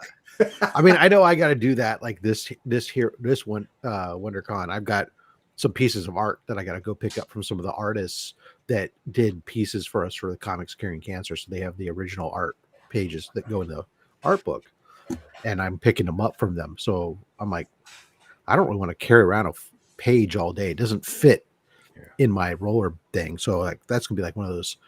All right, let's go get those things like maybe at the end of the day or when I'm ready to leave to go for lunch or something, when I'm heading out, and not worry about rushing there first thing. Good They thing don't your have- they don't hotel have is across the way. I know, Yeah, right. Exactly. I can always Hey, but just Rob, they don't have attachments for your crate, dude. Like a little attachment for your. I could probably rig something up, but what if it's like at Stockton Con and they tell me I can't have my tote? No, that's So- Southern California. They don't do that. I Yeah, know. I know. We're Yeah. lenient. Yeah. There's a lot of We're not space. so There's a uptight lot like of you guys. there's a lot of space at WonderCon. It ain't Yeah. like Stockton Con where there was going to be there's no space, but I could walk arms out. Yeah, I Yeah. know. We welcome all crates in Southern California. Yeah, that's awesome. All right, JD, lay it on us, dude. What do you think about on-site grading? Oh yeah. That's the only way I would do it. Only because I've had books lost, and just to get it right back, especially something like when you're talking about first appearance of Spider-Man, it's there. books, and yeah, I want it 100%. back, and it's crazy. I don't even want to. I want to walk with it. When Yeah. it goes through But like the second a best working thing would man. probably be the I Florida can't- part. Like I would pay for it, even though I'm not gonna. I hate the humidity over there. I'm too scared to let something like that out of my hands. So, but I wish WonderCon would do on site, because then I would re-slab some of my old books Oh yeah, that I already have. Sure, yeah. So just a re-slab, I do that. But as far as sending books to CGC, you know me, I don't do them. But if I buy it and it's already graded and it's about the same price, yeah, I'll just do it. Yeah. But that's my 2 cents. But you guys had a great conversation. Kudos to you two. What book did you pick? What happened? What book did you pick? Well, I have my No. Off of the poll. oh he was in the logo. the Final Fantasy. Oh, amazing. Of course. I need to get my rape whistle. Hold on. I'm getting raped too. Hold on. See, it doesn't work. No, blow on the this wiener. Fantastic Four. I Nice. like that one. Yeah. There's something See? about blowing into a wiener until it screams. It seems wrong. I'm not sure why. Oh shit. All right, you guys want to get into some pickups? Sure.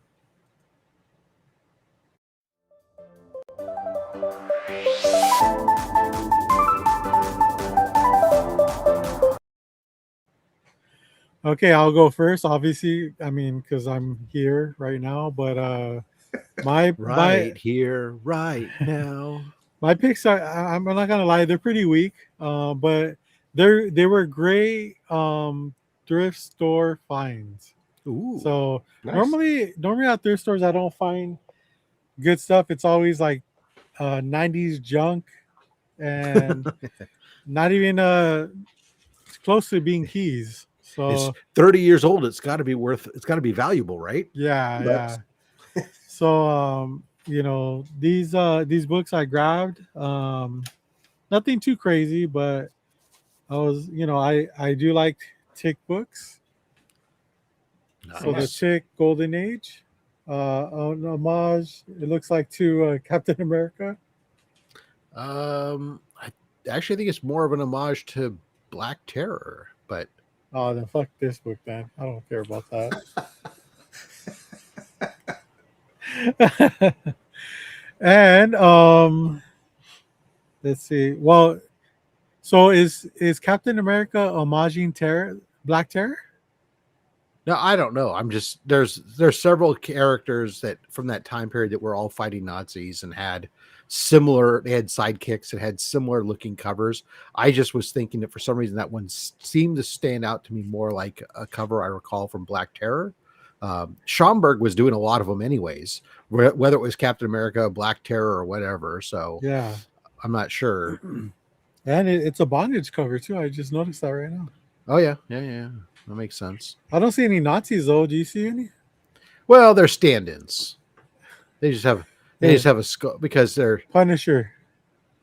yeah back in the they've got the armbands, but they don't have they're not red armbands with a symbol. Instead, it's just a yellow. They're stand-ins. Politically correct. That's who it would have been when you're paying homage to a golden age, that era. That's was Nazis, or it was the Japanese, one or the other. Wow. And the Italians last book got off easy. The last book I have from the thrift store pickups is New Mutants number 8. First appearance of Surge. Yep. I love this cover, man. I think it's like really nice. She's like, no, fuck you guys. I like girls. What that Tick book? What was that? Golden Age Tick Golden Age comic. Number 1. In color. Okay, Sean Wayne.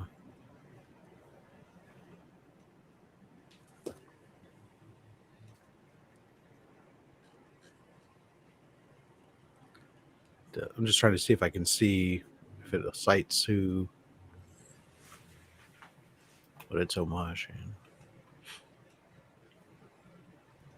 There are several different ones, but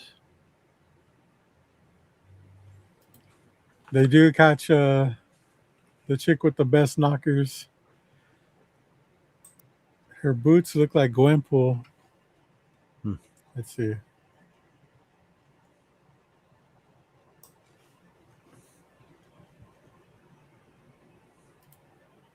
I can't even see her boots here.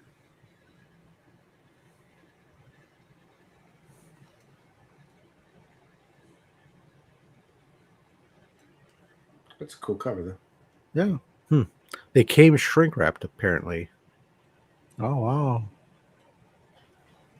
Because I could see that you can get one for still sealed in shrink wrap for like $20. I paid $1 for it. I got a steal. That was worth not paying for the shrink wrap. There you go. All right, JD, what do you got, man? See that right there? Yeah. So now it's I got a little fancy. I got a new stand holder for my shield, and then I decided to put my, the guy you guys don't like, Todd McFarlane, autograph. Those are the words that never came out of my mouth. This came in, so yeah. Oh shit! You got yours already? Ready for WonderCon? I checked mine too. So I'm ready to rock and roll. And like you, didn't go real big. I picked up an ash can, little Darkwing Duck. Nice. I'm trying to be nice, be good, not nice. Be good and save money for WonderCon. Oh, Nuckenfutz is right. These are the boots he's talking about that look like Gwenpool. Oh, her yeah. boots. Yeah, okay, that makes sense. Knocking boots. 100%. Puss in Boots. And I picked up the Magic X-Men one. I thought that was banging. Oh, yeah. And since, James is not here to celebrate Friday the 13th, I'll bring it in. Nice. Hell yeah, dude. I thought this cover was badass. And if everybody on the chat wants to put in their 2 cents of what this is for, or you two guys will probably know. So, oh, yeah, I know. I was like, hell yeah. And then Todd McFarlane's Spidey. I am a fan of his Spidey. So I picked up the Marvel Team Up variant. Wait. How did they do that? I mean, like, is it because it's on Image? Yeah, it's a Image Marvel crossover. They just agreed that they both wanted to get paid. Yes, Oh wow. Okay. and I I love mean- those email Spidey, so I was like, why not? I have the original of that. I do too.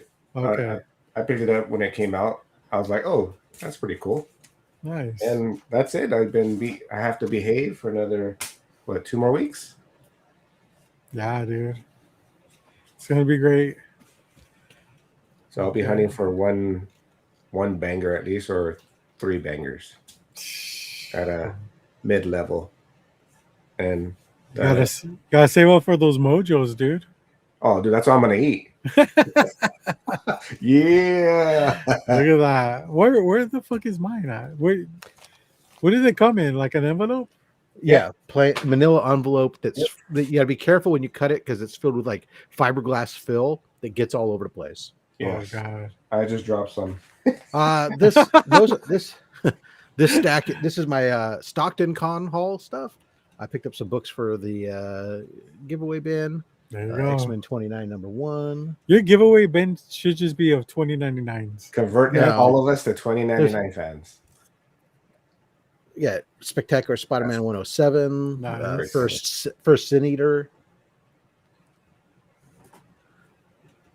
Marvel Team Up, first U.S. Captain Britain, and first cameo of Arcade. Nice. Punisher War Journal #1, Origin of Punisher.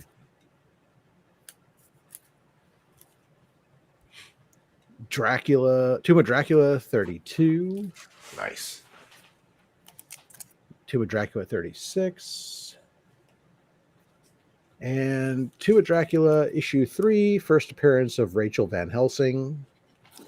Those are all Really? going in the Nice. Yep, those are all going in the giveaway bin. Also, another giveaway bin. First appearance of Omega Supreme. Oh yeah. Yeah. First Carol Danvers as Miss Marvel. Nice. I see you're going back to the old Transformers now, Rob. That's cool. These are going in the giveaway. Oh, look at bin. that. Oh. Nice. First That's, Insecticons, but it's Blaster, Power Glide, Cosmos, Sea Spray, War Spray, Beachcomber, Perceptor, Straxus, Kickback, Bombshell, Shrapnel, Dirge, and Ramjet. Oh yeah, dude. 13 first appearances. In a newsy. First appearance of Grapple, Hoist, Smokescreen, Skids, and Tracks. Jetfire becomes an Autobot. And Bruce Springsteen. My favorite cover. A lot of people's favorite cover. Yeah. First cameo of Jesse Baylor. That's almost my least Circuit favorite. Breaker. That's almost my least favorite cover of the whole run. Yeah, there you go. First appearance of Devastator. First cameo of Jetfire. Mm-hmm. Your favorite cover is the Dinobots. Oh, Yeah. I love that one. So those are all going in the giveaway bin. Now, Oh, this is for my PC. That's Spidey. really I got another copy of Spidey Super Stories #1. I was super happy to pick up a second copy in just a couple weeks. I don't understand why you get multiple copies of the same issue. That's weird. Wait, you buy like multiple Adam Hughes covers?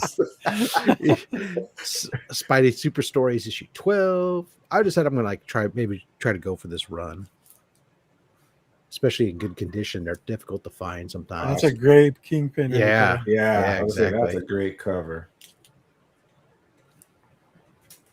Issue 20. Nice. Sue Storm looks amazing. All right there. 38. Yeah. So one of the guys that I buy from regularly had a bunch of these, and I just cleared them out of all that he had. Cool. Issue 50. Actually, I took that back. He had one issue left. He's the one I was telling you about that he didn't have the one book, and he's going to send me pictures. What's up, Tate? It's the Jaws homage cover from Spidey Super Stories. yeah. So, Well, there's a Star Wars one too, right? Yep. I got that one. And then I get some Web of Spider-Man. Nice. Yeah, these are just some run fillers for for my PC. Toxic Avenger. 33. How close are you on the web one? Oh, not very far because I hadn't really been paying attention to it or focusing on it. I did all my work on it. And so now it was very super passive. It was kind of like if I got one, I held on to it. And now when I go to conventions, I might take a look in there and I'll pick up a couple while I'm there if they're in good condition. So it's web and spectacular. I'm kind of a little bit, I'm still only really this kind of gives me something to look for when I'm at a con. I'm not going on eBay and tracking them down and stuff, and they're not expensive books. You gotta show that book before though. Go back. It's just he's holding the football. Yeah. Why? I don't know. Is that the Watcher playing with the kids? Yeah, it's the Watcher laying down. Watcher. Watcher's about to get his nose picked and or something. Gambit's in that one. It's crazy. It's Cosmic Gambit. The Cosmic Gambit. Yeah. Anyway, so I love triggering you, Rob. Oh, that's a great cover. I like that one. The Cult of Love, baby. Yeah. This is Spider-Man versus G.I. Joe. Not really, but I thought it was the Green Man from Toy Story. For my PC, I needed another Ravage because I don't have enough. I needed another Hulk. Oh my god. Hey, Hulk is the one I have the least of, to be honest with you. You don't see the Hulk 2099. I don't know compared to the others, right? What's your because least... you see, because what you'll see is you'll see 2099 Unlimited because that's the first appearance of the Hulk, 2099. But this is not his first appearance, so you don't see these as much. That's a 10-pack right there. What's your least favorite 2099 cover? Yeah, of the number ones. Yeah, of the foils. Of the originals, not the stupid wannabe 2099s that they introduced later on. No. Of the originals, it's Ravager, God. right? Well, he's my least favorite character, but I don't hate the cover. I guess. I don't know. They all have their things I like. It's hard to say for certain. That's a tough question. You think about it. Yeah. Someone put a gun to my head and made me rank them. I might have Next week's poll. Yeah. And let's see some Spectacular Spider-Man. Yeah, White Tiger. That's first White Tiger in comics, right? Mm-hmm. Then I picked up a DC Bombshells. This is another run that I like to try to pick up if I happen to see them. Nice. Again, you don't see them very often, but I do like the DC Bombshells art. So I have both series, the full runs. Yeah. Bombshells United. Some Jack Kirby, Captain America. As I narrow in on completing my run of Captain Americas that I'm working on.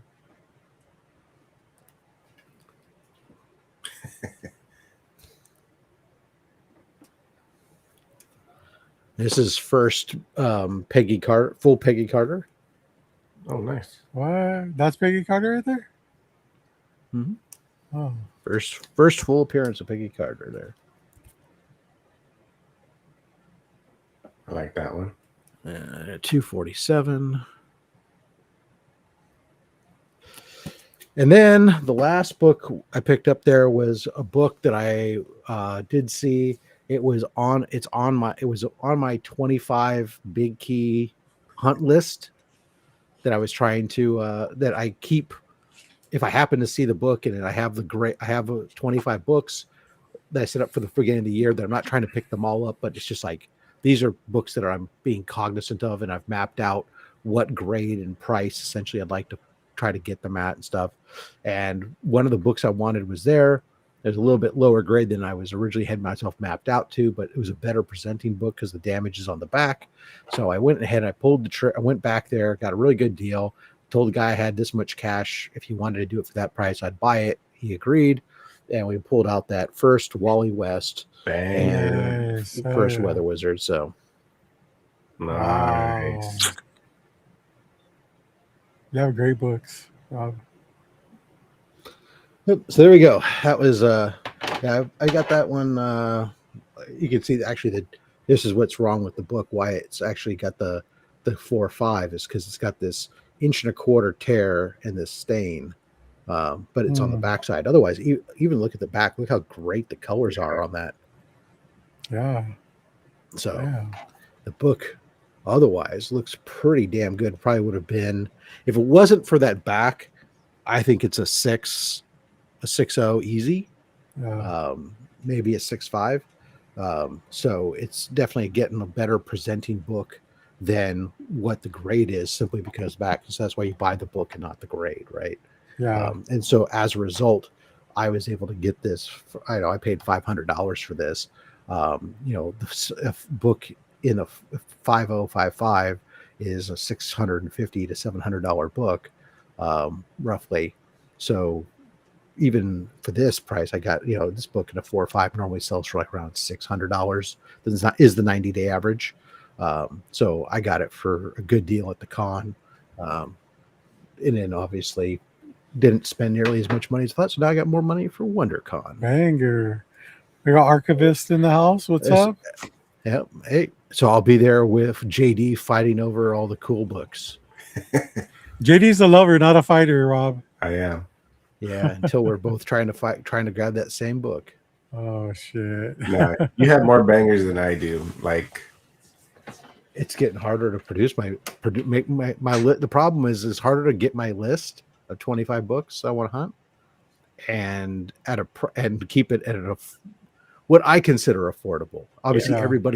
everybody's grade range of what's affordable there is different. And how I do it, I take a look at the books that I want, and I look at where the grades fall and where the price is and shifts, and I try to find that nexus of value. Where can I get the most book where before the bell curve on how much it costs really starts to take up? Or maybe sometimes it's after that, but it's like that it's still at a point where I think is a very manageable price point. And collectors, half of what you do is collect what you want. The other half is collect within your budget. Yeah. Don't go outside your budget Yeah. There are people who say you owe it the hobby fund itself. As one person who doesn't sell my shit, I can't say that, but I will say have a budget. Follow your budget. Don't get in trouble over freaking funny paper. Yeah. 100%. If you were to liquidate like a lot of the books that you have and you're able to afford a AF-15, would you buy it? No. No? It just on the principle of like how much it goes for, or so again, I've set myself as that in my mind that I don't need an AF-15. So it's not, well, I was sure it'd be nice to have one. I'm not actively seeking it. I'm not trying to come up with a way to achieve it. And if I did sell a bunch of my books in order to get that, then I wouldn't have those books. Yeah. And that's what prevents me always from, as a collector who collects things. That's what, even though I can get something else and I can always get these again later. But how about your duplicates and triples? Because then I won't have them. So, and the books that I have lots of copies of aren't going to get me there for that book, of any of that stuff. I mean, what am I going to do? Sell off 20 X-Men 2099 number ones at a 9.8 and 5 Ghost Rider 2099s? I still need 5 figures to come up with. Yeah. I mean, you don't have 15, to fund right? the whole book. No, absolutely not. You throw some cash. Right. I could sell all. I could probably trade my 3 Absolute Batmans number ones for one, I'm sure. But then I wouldn't have an Absolute Batman number 1 in a 9.8. Yeah. But no, I'm just kidding. It's I don't know. For me, I've been asked that before, and I've thought about it, and I was like, I don't think that. First of all, if somebody who had one, I don't know that I have the books that they would want in trade, or even if I'm selling stuff to get it. Again, it's like I know that in my mind, it's like, oh, but now so many of the books that I acquired are don't cost as much as I acquired them at, type of thing, because I bought a lot of books in the last 5 years. But I'd still have to go get them and source them and all that other. I don't know. It's just Yeah. hard for me. It's hard for me to think about doing that. I've noticed that like a lot of people from Black Sheep just don't sell their shit, and it's kind of it hurts my feelings because you would think that you would have an advantage of like getting good deals from your other club members, but nobody's selling, so it's like, all right, like we're It's just all gonna be a fucking black hole. Well, if you're again, when collectors, it's more difficult unless you suddenly have a need, and then you're having to get rid of something reluctantly, or in some cases, okay, yeah, there are people who do speculation and stuff. But I talk about all the time. I don't buy stuff necessarily because I think it's going to be worth something. No, I've bought extra copies every once in a while, as I showcased this week on only my slabs, where I picked up extra copies of the Chasm things, thinking that Chasm's going to be huge one day. Probably won't ever be. I'll be laughing all day long with that and all my copies of Punchline. But the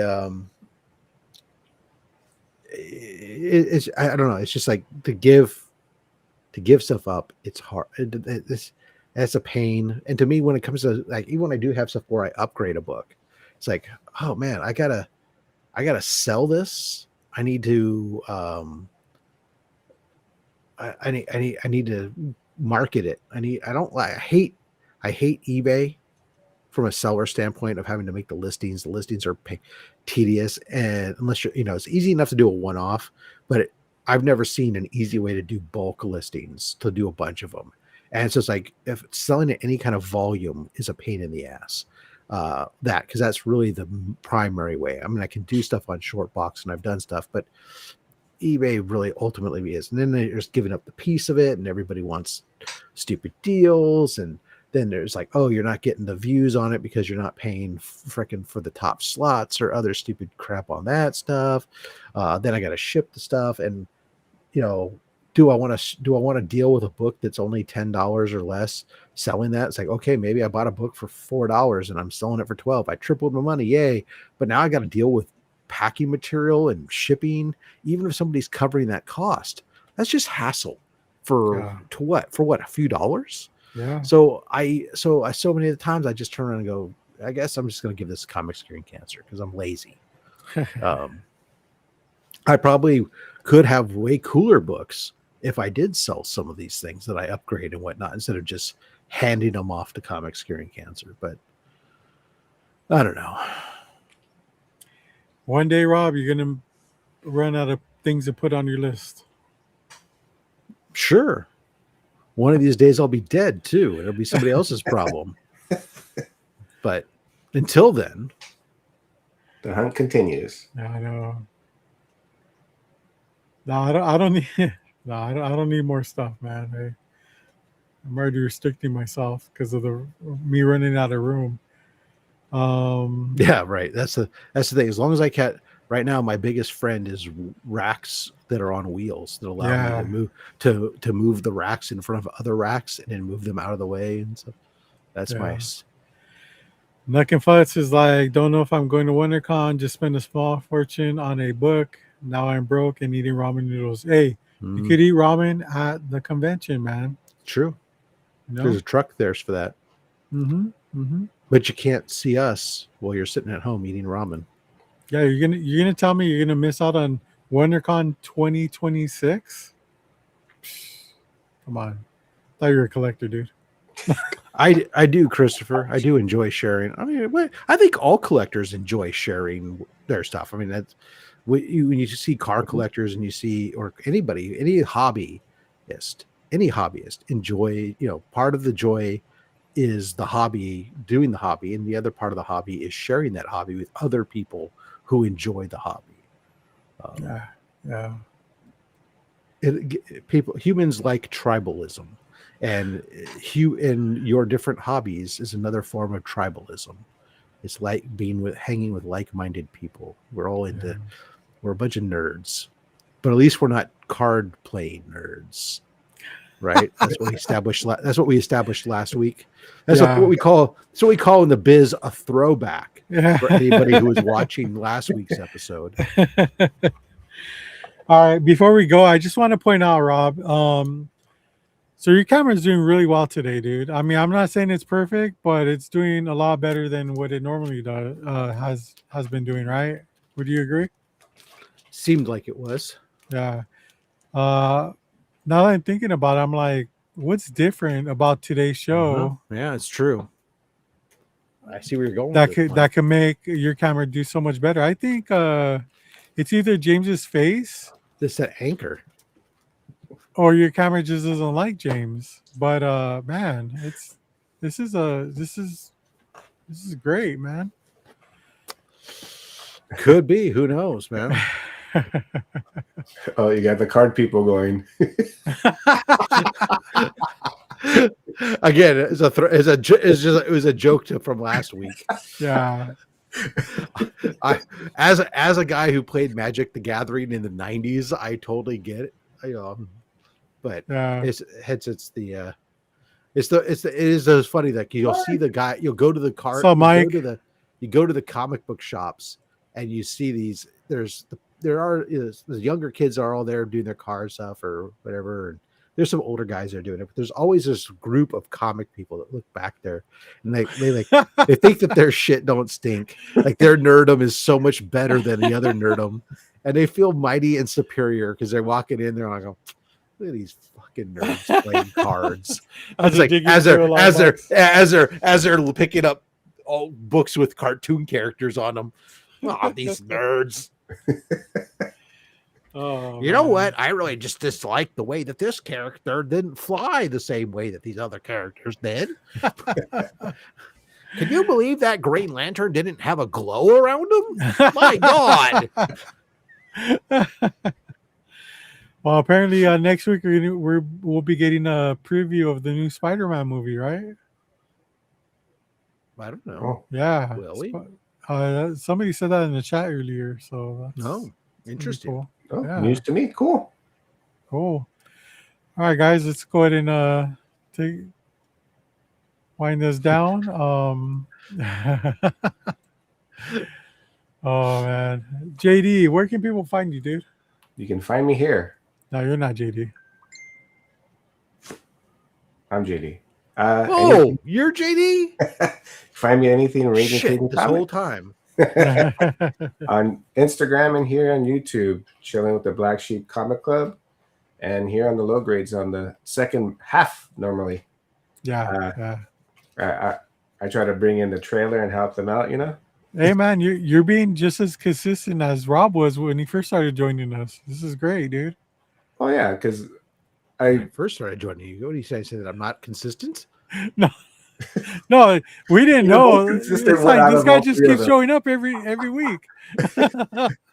He's here every week. You guys take days off like regular days. I know, right? Yeah. James is like on winter leave right now. I know. Yeah. We can't take time off because Rob will get mad at us.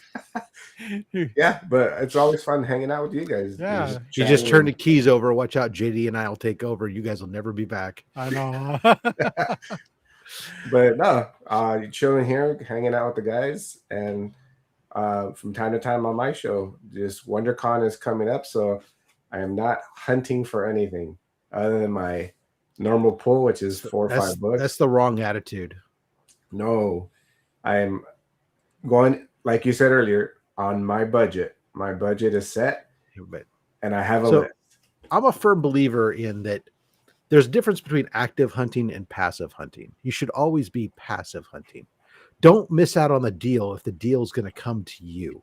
Even if you're thinking like, oh, I'm going to go here. If I'm still look, WonderCon's coming up. But when I'm flipping through Instagram here and I'm seeing certain sellers stuff, I'm still periodic. I'm taking a look, see what they got. I'm digging in and looking because you know what? I'm not going to a book that's on my list at the right price just because I'm not because I got a con coming up in 2 weeks. Oh no, So no, I got- no. Yeah. Don't get me wrong. Like I'm looking at my Spiro Heroes still. I'm going There you to go. J&J. There you go. Good man. I collect my fillers because I am a filler collector. I love to finish my runs, but I am not jumping on something that I see and I really want, like at the wrong price. So I'm being Don't very jump. conservative. Don't jump on something at the wrong price. Yes. Correct. Yeah. So the con is going to be just an opportunity to see certain books that I won't see at my LCSs. Yeah. So that's what I'm doing, just saving up for that and not spending extra cash on a fillers. Like I can find those fillers later. So that's what I'm doing. Got it. Yeah. Well, that makes sense. Yeah. Are you doing the commission or signature thing this year? I am looking at the artist right now, and I'm gonna probably DM one or two and see if I can get something, or I'm gonna do like you, which I've done before, walk around and one just pops up at the right price and I just buy it from them. Because I've done that once or twice, and I had my Robin commission there that was already made, and it was a doodle for him, but to me it's beautiful. And or sometimes you see them already sit down and ready done. I mean, that's the one book I don't have here, Stockton Con. I forgot to have it here. I went in there and I just happened to find a guy that had these beautiful pieces that I picked one up, and I was like, oh dang. Last year had a good chance of that WonderCon. I got 3 commissions that are done that I'm picking up that I already had booked at WonderCon. And I think 2 of the 3 are wraparounds. Oh, nice. So they're like I've set up. Your freaking Batgirl that's fire. Oh, dude! But these are like I saw one of these. I've seen Sean Forney posted the book that he did for me. I was like, oh, well, thanks for ruining my surprise. But whereas I got another guy who did one. He was all about to, and he's like, oh, do you want to see it? And I'm like, oh, no, I'll sit there. And he's all, oh, then I guess I'll hold off on posting it then. But it was great because he's a guy who like his price point is like super affordable. Like he's like normally $120 or something. Oh, that's good. And I said, well, I want to do something plus. Yeah. So I tell you what, I'll give you a budget of 200 and make it stellar. And he's like, oh, okay. So I can't wait to see what he did on that. But yeah, there's some good arts there. But yeah, walk around and see what you find. That's absolutely a great way to do. Yeah. Pick up some great art. That I'll probably pick up one for sure.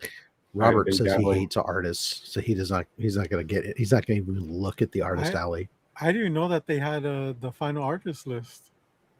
Anybody good? Well, it's hard because WonderCon doesn't do like a good list where you can just go, here's a list of artists, artist alley.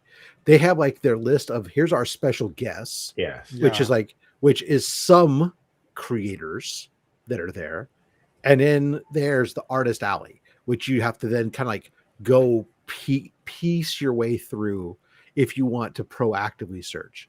Yeah. For me, I've at this point I've got enough. There's several artists that I follow and stuff that actually all the commissions that I have that are set up that are mostly with artists that I've interacted with at various times, either for Comics Curing Cancer or past commissions or pieces that like the guy that I did that piece that he wanted to show the book off. I didn't. His name is Jevin Loop. He does an independent book called Nuke Chicken. And he's a guy last year I just was walking through and I found this Green Goblin sketch cover that was like dirt cheap, full color, full body thing that he had just had sitting there on his table. And so I had, and then later on I had him commission a piece. He was doing like $50 head sketches, and I had him do a Venom that we sold at Comics Curing Cancer. And so, that's how sometimes I get these guys. So I follow them and I find out from them that they're going to be at shows. I even had one of the artists reached out to me, said, hey, are you going? Because I've got, actually, no, that's right. I have 4 commissions. Don't forget your books at the con. Maybe you should write this down, Rob. I do have it written down. I'm going off my head here on the show. I have 4 commissions. I forgot. But that guy, he reached out to me. He's all, hey, you going? I'm going to be doing commissions. You want to get one secured away? I said, actually, yes, I do. Yeah, so I'll probably get one for sure. But I have I have a list of books that I want to look for. So if I'm going to for that on Friday, and everybody's not going until Saturday, besides a few that are going Friday. So Friday, you and I are going to tear that place apart. And Doreen. So yeah. I told her I hit her up. Well, Joe will be there. Oh, yeah, actually, there's going to be several people who are there because we're meeting up that Thursday night. I'm going to have to do the Friday. I have to work. Well, Thursday night isn't like at the con. It's after. It's like Joe doesn't get until 9. You can see in the chat. Oh, I don't need to air. I don't need to air our laundry here. On I know. The show. Sorry. After people we'll cut this out. We'll talk about it later. How's that? After we close out. So sorry, everybody. I'm done. All right. Let's see here. Hold on. StreamYard, you'd be doing this pretty fast. Hola, ¿cómo está? All right. Rob, where can people find you, man? Mi nombre es Roberto Gordo Stacks. Hit that SAP button. Para información en español, marque 2. Después en inglés. ¿Qué vas a hacer mañana? What was the other one I used to have to this do? Close to calling ice on you, Rob. For the radio station, you KSJS 95 FM Radio Islan Escucha. So the Rob FatStax YouTube, I do it. Most of you guys are watching here right now.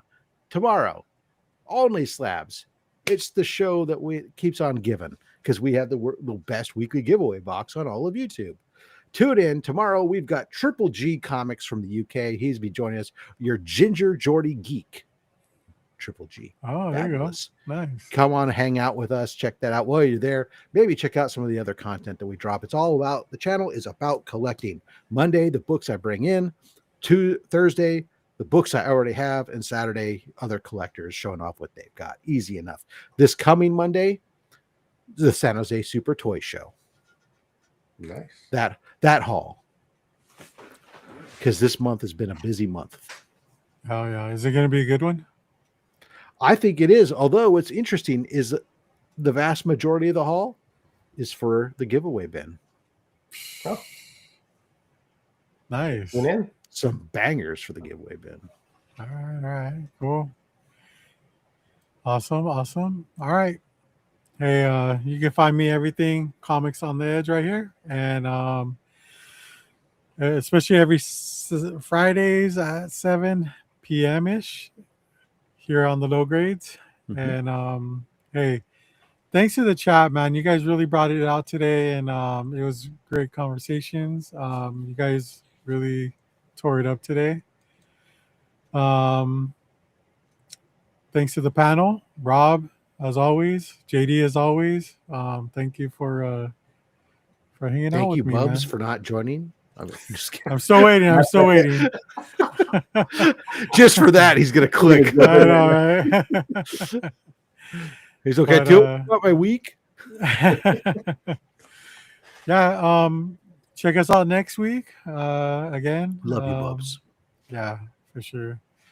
But yeah, until then, Low Grades for life.